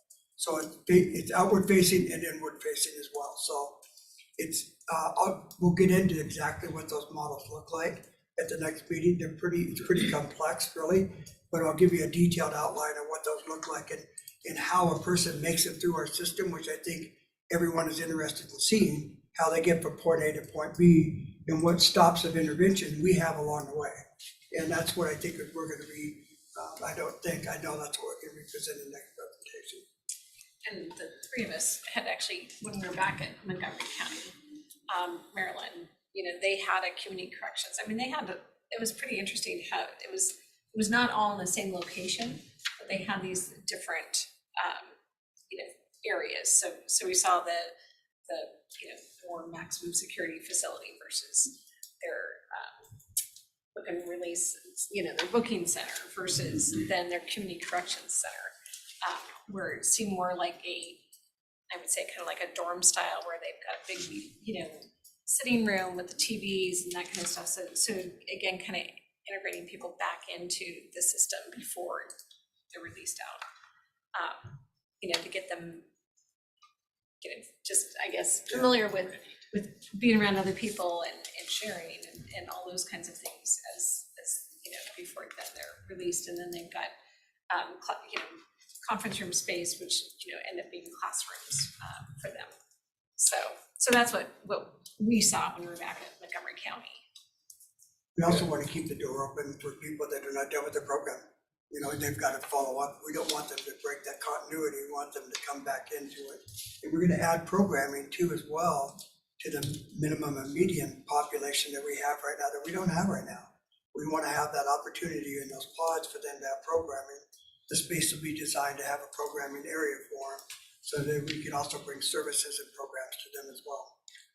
They were operating programs like, AA for those that are under DUI, where you've got work release, but other programs just teaching you how to manage a checking account, for instance, because a lot of these people, everything is cash and carry kind of a deal, and they don't even know how to manage a checking account or write a resume.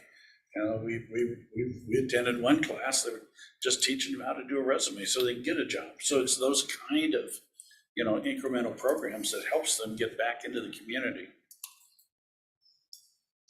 Do we have a rough date of when we're expecting to kind of come back and talk about programs, maintenance and operations, et cetera? Well, we kicked around the 15th of May. Yeah. I want to make sure, just like this one, I'm well prepared for it when I land here. So, but a tentative date would be that range. In the meantime, I'd really encourage you to take a trip down to Hillsborough and look at that facility. It'll give you a really good feel for not only how the community corrections facility works, but how they operate their intake and release center, how they integrate back to the community so that they really focus on the recidivism. I mean, we have challenges getting the judges to show up for one shift. Down there, they operate 3 shifts, 24/7, 7 days a week. I mean, because they know that it'll keep people out of jail. Their peer navigation program is Oh, like top in the country. It yeah, is really good. so they actually have businesses that work with the community corrections facility so that when you get released, they will provide you a job so that at least it gets you a job, a house, food, and transportation and stuff. That would be ideal. We're not there yet. I have not been down there. That all happened before I became the commissioner, that they were down there. But you're welcome to go. I could take you down if you want to go see it, Hillsborough, just to get an idea. And then there's another one that I'm looking at in just outside of Aurora, Colorado. That's another good program that we could go look at too as well. So I was asking Mike if there's any, because that's been 10 years ago. Yeah. With Hillsborough. So is there any other newer ones that have opened up that would be good to take a look at? Yeah, if you want to take a field trip down, as we're doing this planning, to go take a look at some of these models, we'd be happy to do that. Well, thanks for the field trips we've already gone on. Geiger and Geiger and downtown. everywhere else.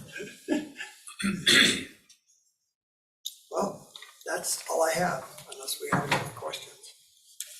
All right, thank you. Thank you. Okay, so it is 4:30. Yeah. So we've got, 7:30 somewhere. exactly. So to follow up from this morning, we had a discussion regarding the commissioner meetings. Yes, so you all should have a document in front of you. Try to make this easy and just highlight the changes that were made. It's an entire red line version that we're continuing on from our last conversation. So this incorporates the feedback that I received from many of you in that first meeting. And I'll just draw your attention to the highlighted section. So if we go to section 1.01.010 on our legislative sessions.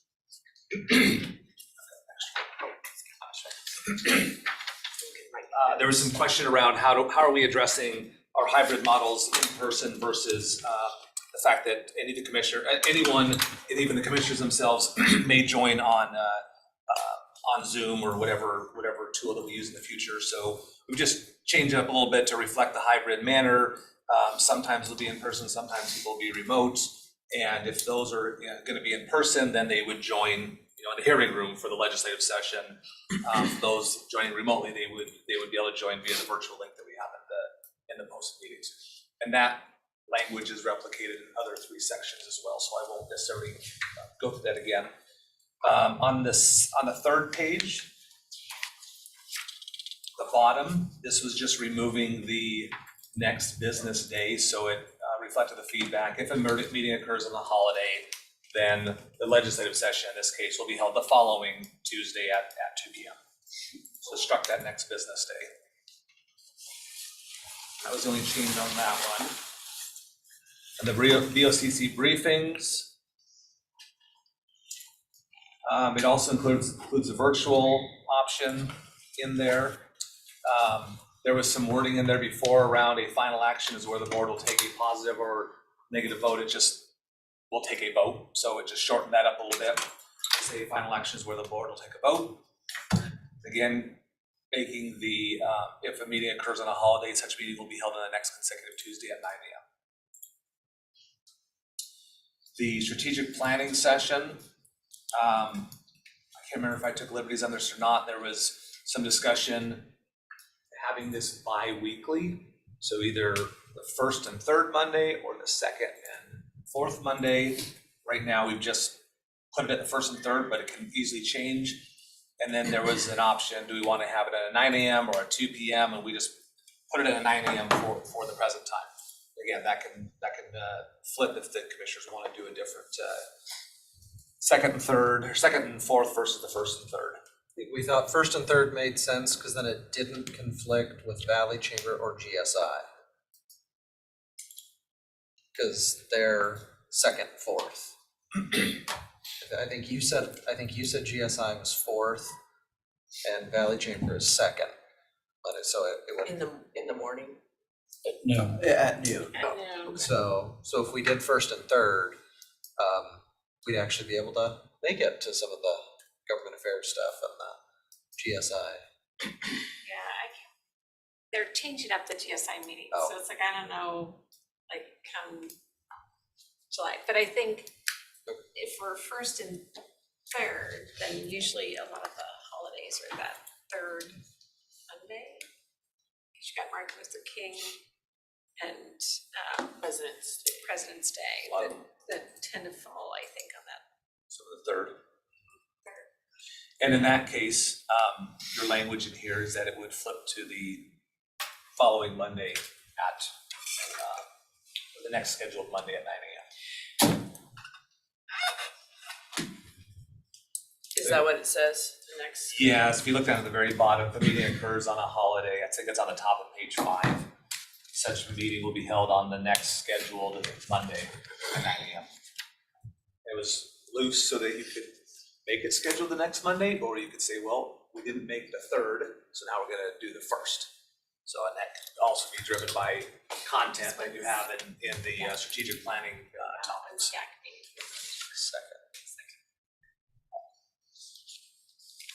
I'm just thinking we want to be as flexible, like with all this information that Mike's presenting, we want to make sure we're as flexible as possible to make it work. So, I mean, is it good to put in certain meeting times or not? Or just say 1st and 3rd Mondays, you know what I mean? Because then we could choose to do a 9 a.m. or a 2 p.m. or just, I don't know. I mean, it's good to be able to tell the public this is when we normally do this, but then I just know there's so many things that come up and, we need to squeeze in this other, it's an important issue that's on the ballot. We need to put this before have a study session on this or strategic session. So, I don't know. I mean, we can always call a meeting whenever we want, Yes. Yeah, so I can always call a special meeting. I mean, the nice thing about having. it's nice to be able to plan though, on our schedules. Yeah, that's If the, we wanna go that's to a the thing. lunch or, Well, not only lunch, but just scheduling meeting with the constituents well, I and mean, at stuff like lunch, that. like meetings, just like, Yeah. we had to reschedule one today that we were gonna try and do at lunch, but it just wasn't gonna be possible, you know? Yeah, so if you go with this approach, it gives some clarity and certainty around when you're generally going to be meeting. And then, yes, you can always, under section 101.20 or 25, you have work session meetings, which can be called at whatever time and day the board wants to call them. So that gives you the flexibility to schedule other meetings as you have the need for them. That was the main theme throughout all of them. I'm just seeing if there's any other changes. 1.01.050, which is really more about the telephonic hybrid remote for board members that aren't participating in person, then there would be remote capabilities set up for it, which is kind of redundant, but this was, previous ones were more specific to the public, this one's more specific to the board members. So, with regard to the telephonic, so I tried to participate in a STA board meeting or committee meeting last week telephonically, and it was a nightmare. And I remember at our last board meeting, didn't we have a gentleman that tried to call in and we had trouble connecting with him? So it would be. That was an issue with the computers, so.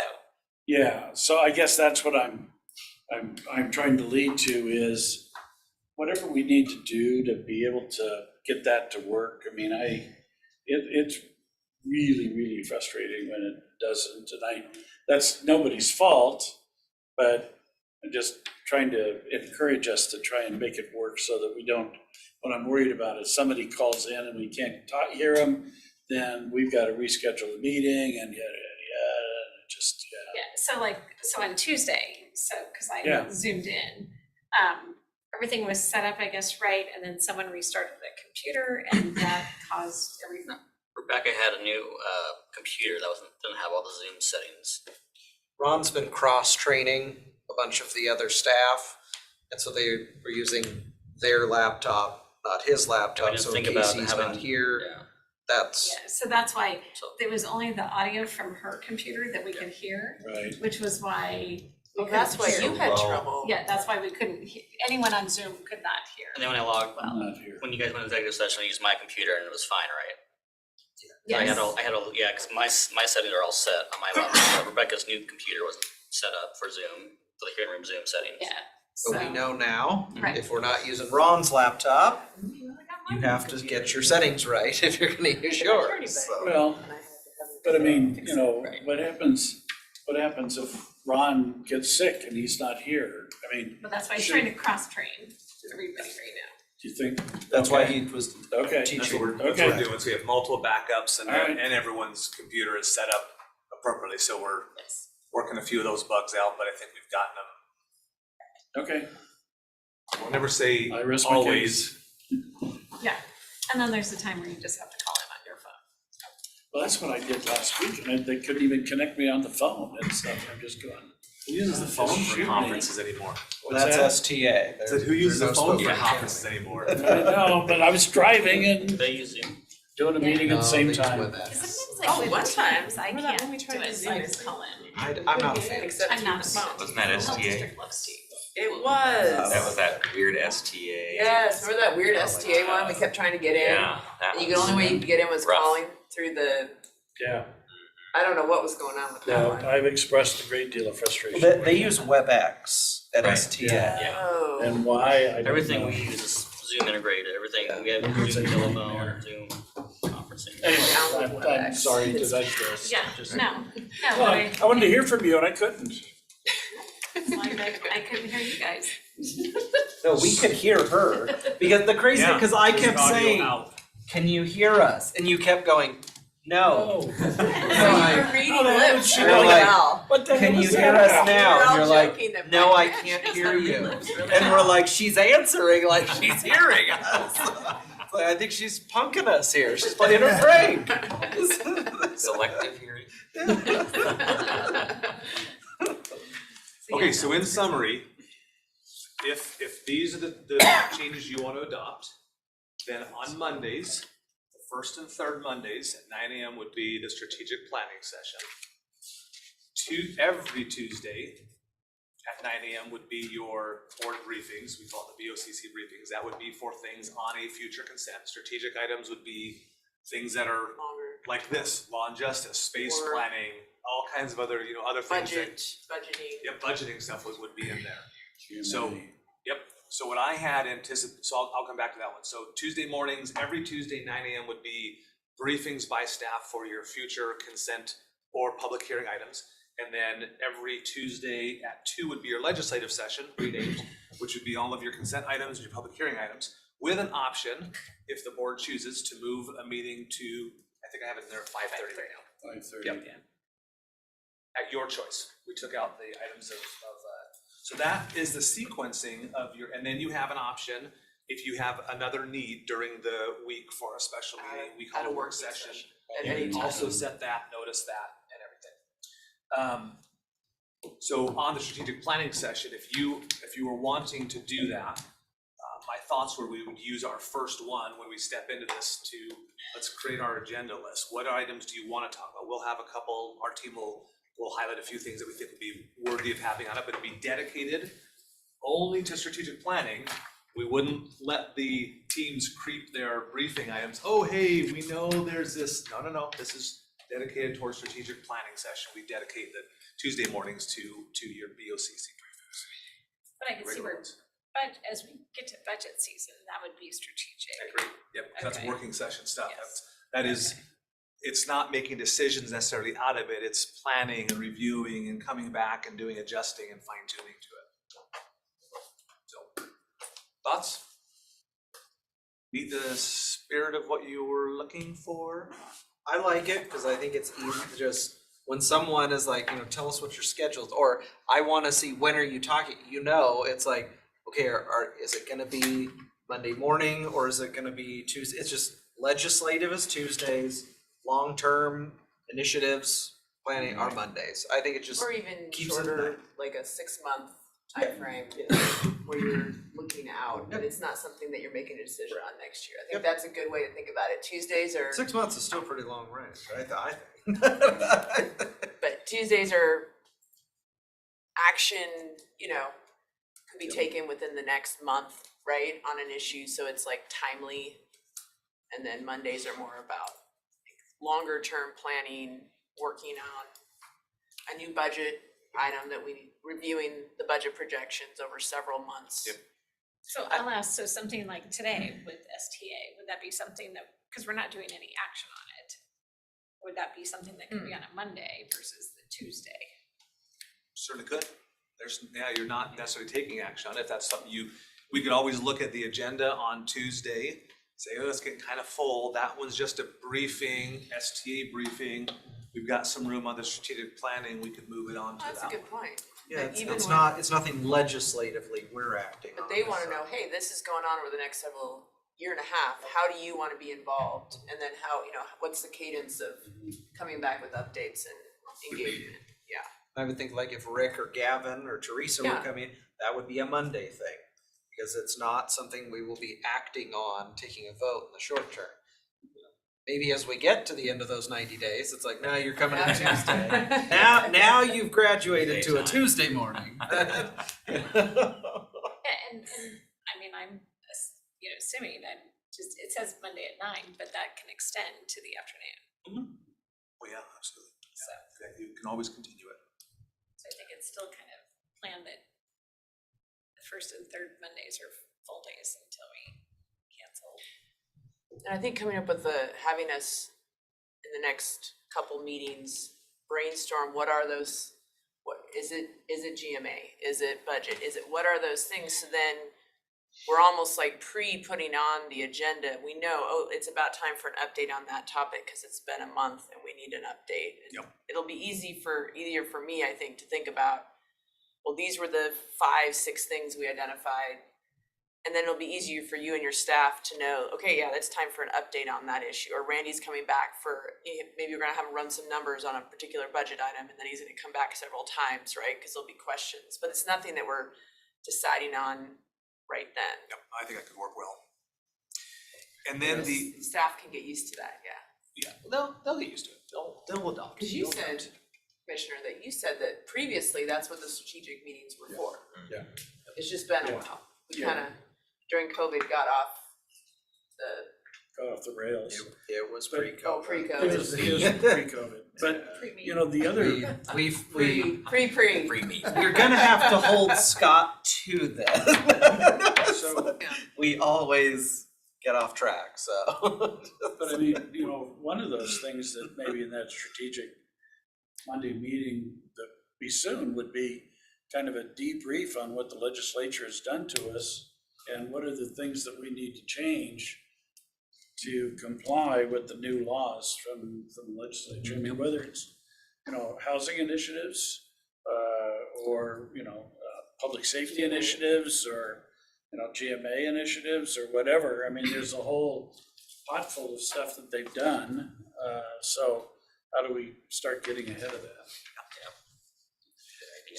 A quick touch on briefing template. So been working That was with gonna be my my question. team. You I read know, my I'm mind. heading you off. Been working with my team to kind of socialize this idea, and Gina was really helpful last week. We have in Civic Clerk the constructs of what needs to be filled out that populates a briefing template.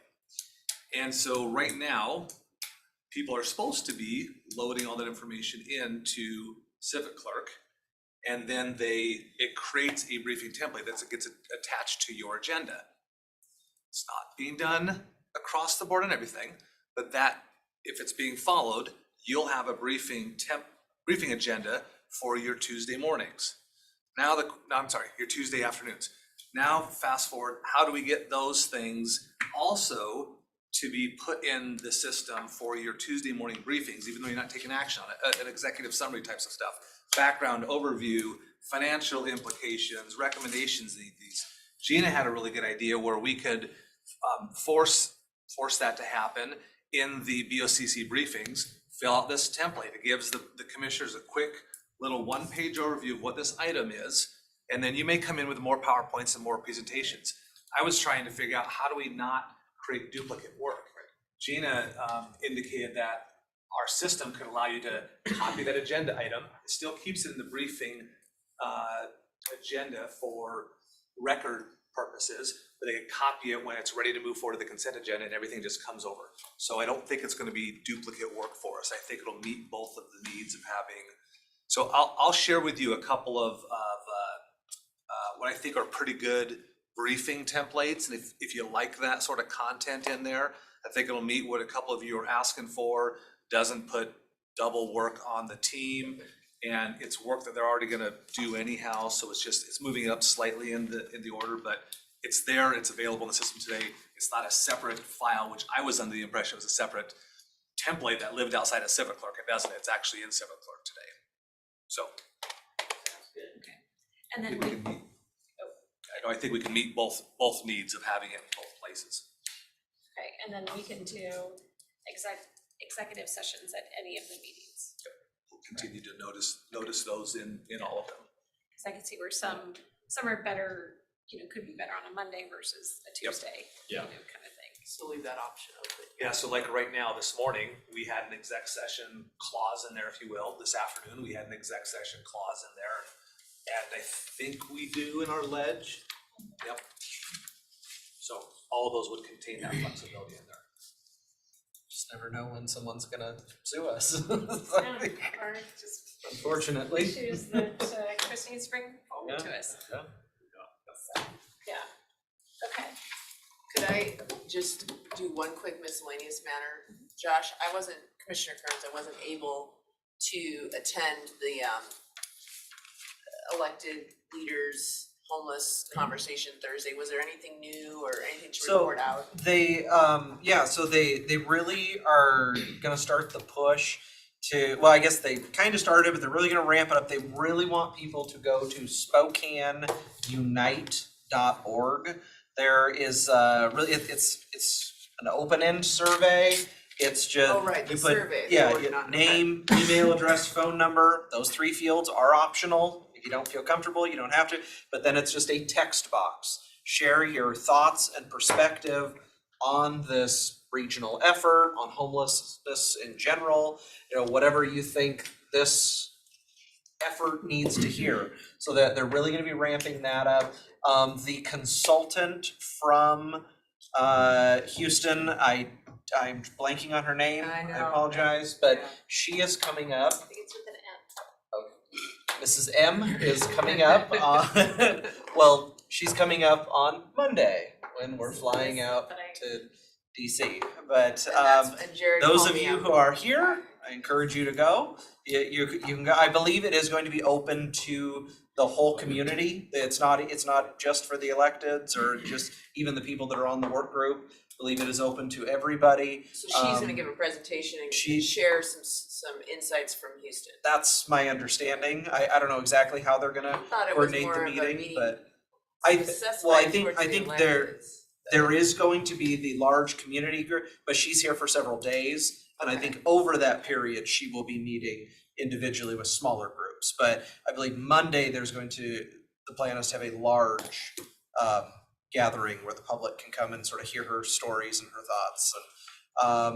And there's also discussion about, there are a number of other cities here locally that have reached out and said they want to also sign on Oh, good. to the joint statement.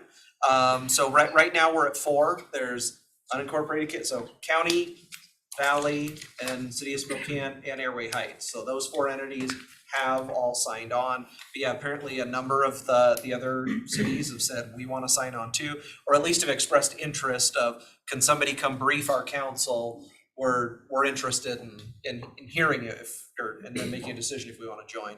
So then it was, had a discussion of what's their representation. And we were thinking, you know what, let's extend them the same involvement as everybody else who signed on. So that was pretty much the gist of the meeting. So I think Jared did reach out because he was concerned that Monday, some of us are not. But I think he did encourage a Zoom link or something to the Monday meeting, so. if And I people don't know are what able to time that is. So anyway, I'm gonna keep having Jared encourage Gavin and Rick and Teresa to communicate more frequently and keep us up to date on those things so we can get them on our calendars, but I'm assuming we're gonna see some sort of information, several different information sessions that day and maybe the next day that are available to the community when she's in town. So I think it's 9 AM is the one that they were talking about Monday morning, so. They didn't have a time last week, but I don't know if they've since Anyway, figured it out. Jared's on it, he keeps kind of pushing on, let's get this information out, you gotta communicate and make sure it's on people's calendars, so it won't be the last time, I'm sure, she will come and. No, they did say they intended to bring her back as we're getting close to that 90-day mark. They said her schedule for the first visit, it was either this or too late in the process, but they do plan on bringing her back as we're getting close to that 90-day mark for a second trip up here. And I don't know if the intent is to kind of, okay, this is what we've done, give us your thoughts on it kind of thing, or what, but. Yes, I was looking at dates. There's like some Hello for Good forum schedule. Oh, that's the other thing that we talked about in the previous meeting, Mm. was that if there's any forums or community gatherings where there's a topic around homelessness and strategies, They'll put it on the website. we are welcoming folks to put those on to this website so that community members can attend, gain information, gain knowledge, and so a little Again, bit of a that's the SpokaneUnite.org. .org, yeah. Probably time to bring them back in again. I can't remember how often were you all wanting? We told them 2 weeks. But I don't know if there's been enough news, Yeah, maybe after this visit After this from the forum. consultant and hearing what the community, some thoughts, and I know I have like a lot of questions for her about different parts of the Houston model, so I will try and participate, and even if I can't, I will try and make sure those questions are given to the team so they can make sure she addresses them, like, you know, when she's here, but. Are you guys gonna be gone when the consultant's here? Well, I don't even know, I haven't gotten any information on the actual schedule or I anything, think Jared so. knows the date and time, Okay. but I'll plan to go, and I can, Good. if I'm the only one, I can update. Okay. Yeah, I'm flying from Phoenix to DC, so on Sunday, so I'll be in DC. That's something you wanna attend too? I'm sorry to throw something more on your calendar. I'll have to look at what date it is. Yeah. But I might be able to. So Monday, sometime 9 on a.m. Monday. is what I Like heard. this coming Monday? Yeah. Oh, Yeah, I know, it came not really, meeting with all this great group, so. maybe you'll have some time on your schedule. I've got another miscellaneous. Okay, do something else first. So we were going to schedule a special meeting for the ERP. And so if we can't do it at 4 o'clock on Thursday, then maybe 9 o'clock on Monday, because that'll be 6 o'clock in DC. No, it won't be, it'll be 11 o'clock in DC. I was thinking I was still in Maui. It's the other way. Believe me, I'm like so screwed up on time right No, now. I know, so, To the following Thursday, next week. Is that what you're saying? Yeah, which Thursday No, are you talking about? The 20th? this Thursday, I don't think I that, don't think we're gonna be ready They're not by gonna be this ready. Thursday. they're I not think gonna be have to ready, a so it's next gonna be meeting. next week. So if it's not Monday of next week, maybe Friday of next week, you're traveling on Friday. aren't you traveling So- on Friday? I'm flying out Monday. No, You when coming you back? fly. Oh, coming back Friday, yes, The 8 a.m. yes. So then I- maybe maybe. it's the Thursday of the following week then? Well, I'm it just has to be next week. It's so gotta we can be, Get it Yeah, we done. gotta have a, So, has to be in during the month of April. Yeah, I know, so next week is still April. Yeah. Yeah. And so, well, I guess the three of us could meet in DC and then we just not worry about them. so Wait a minute. Objection, objection. Thursday night's the reception, Right, so, which would probably start at 6, yeah, typically time, it so starts at that's 6. 3 o'clock here. So we should be able So, to, I mean, we can zoom in from our phones, right where we're at. I'm willing to literally take 2 make minutes. it work. I mean, it's, Figure it out. so I think we can make it work Thursday afternoon, like around between 2 and 3, I would say. Okay. Eastern time or our Closer to time two. here. Pacific time? Which then puts us just ahead of the reception at 6. Yeah, so it'd be, so if we could do it at 5 o'clock DC time, So that 2 gives us time p.m. to because we're not, I'm assuming we're gonna have to travel to wherever the reception is on Thursday. I don't know, I I think it might be at the Capitol. Or are they not doing the botanical The garden. No, The Ca- sauna. I think So- Kathy's office with her new Otherwise known as the sauna. leadership role. The sauna. It is. Have you been Whoever there? thought about, yes, I have, but Oh, not, God, it's whoever thought about horrible. putting that in the middle of a swampy environment, I yeah, think CMAR's trying to have smart. a reception somewhere that in the Capitol? in the Capitol. like, Oh, is what- okay, With her okay, leadership position. okay. I don't know if there's a conference room there or something. I don't know. But They I have heard had, they it's have not had a- it in the Well, I'd heard Capitol that in they the were gonna past. try and They've do a function at one of the embassies. And Well, they last usually I It's do. heard, usually earlier. it in was this, a right? Canadian embassy and stuff, so, which is just down the street from the Capitol. But I don't know. Why don't I'm we- just happy to be there. But We'll try to tentative, shoot for a 2 p.m. Has on anyone put the Thursday. app on their phone yet? No, why would I do that? oh, don't do, remember the app for Olympia? Wasn't very helpful, but No. anyway, Cause I would have it. we won't go there. Commissioner French, to follow up on your question, please. The remote attendance issue was addressed in the OPMA Was it? updates. Oh, Yeah. okay. So the physical location is for the public. So we could be anywhere. Yeah. Yeah, I'd like to be Otherwise, you're anywhere. gonna have to stop with your trips to Hawaii. Yeah. No one wants Here's the that. app, I just got it, and there's nothing in the schedule yet. Everything's blank. There you go. Oh, well, there we go. It's Okay. on, but Don't get your There's hopes up. Can I do 2 quick things? So tentatively around 2 p.m. that Thursday, the 27th. Between 2 and 3 something, I would say, cause. Gina's listening. We'll know by tomorrow, because we'll find out what the schedule is, Okay. so we can address that at the 2 o'clock tomorrow to finalize the time. Okay, so you have 2 things. Commissioner meetings, is there any targeted date you want us to have it ready for you to take action on? Do you wanna start at January or June 1st? Do you wanna start at mid-May for the changes in your meeting times? So we could put it on as early as the first week in does that have to be a public hearing item, Gina? It's an ordinance change. Yeah, so it has to be a public hearing, 10-day. Well, so 10-day notice. So probably the target for the 1st of June, we could have it ready to go. I'm sorry. That's right.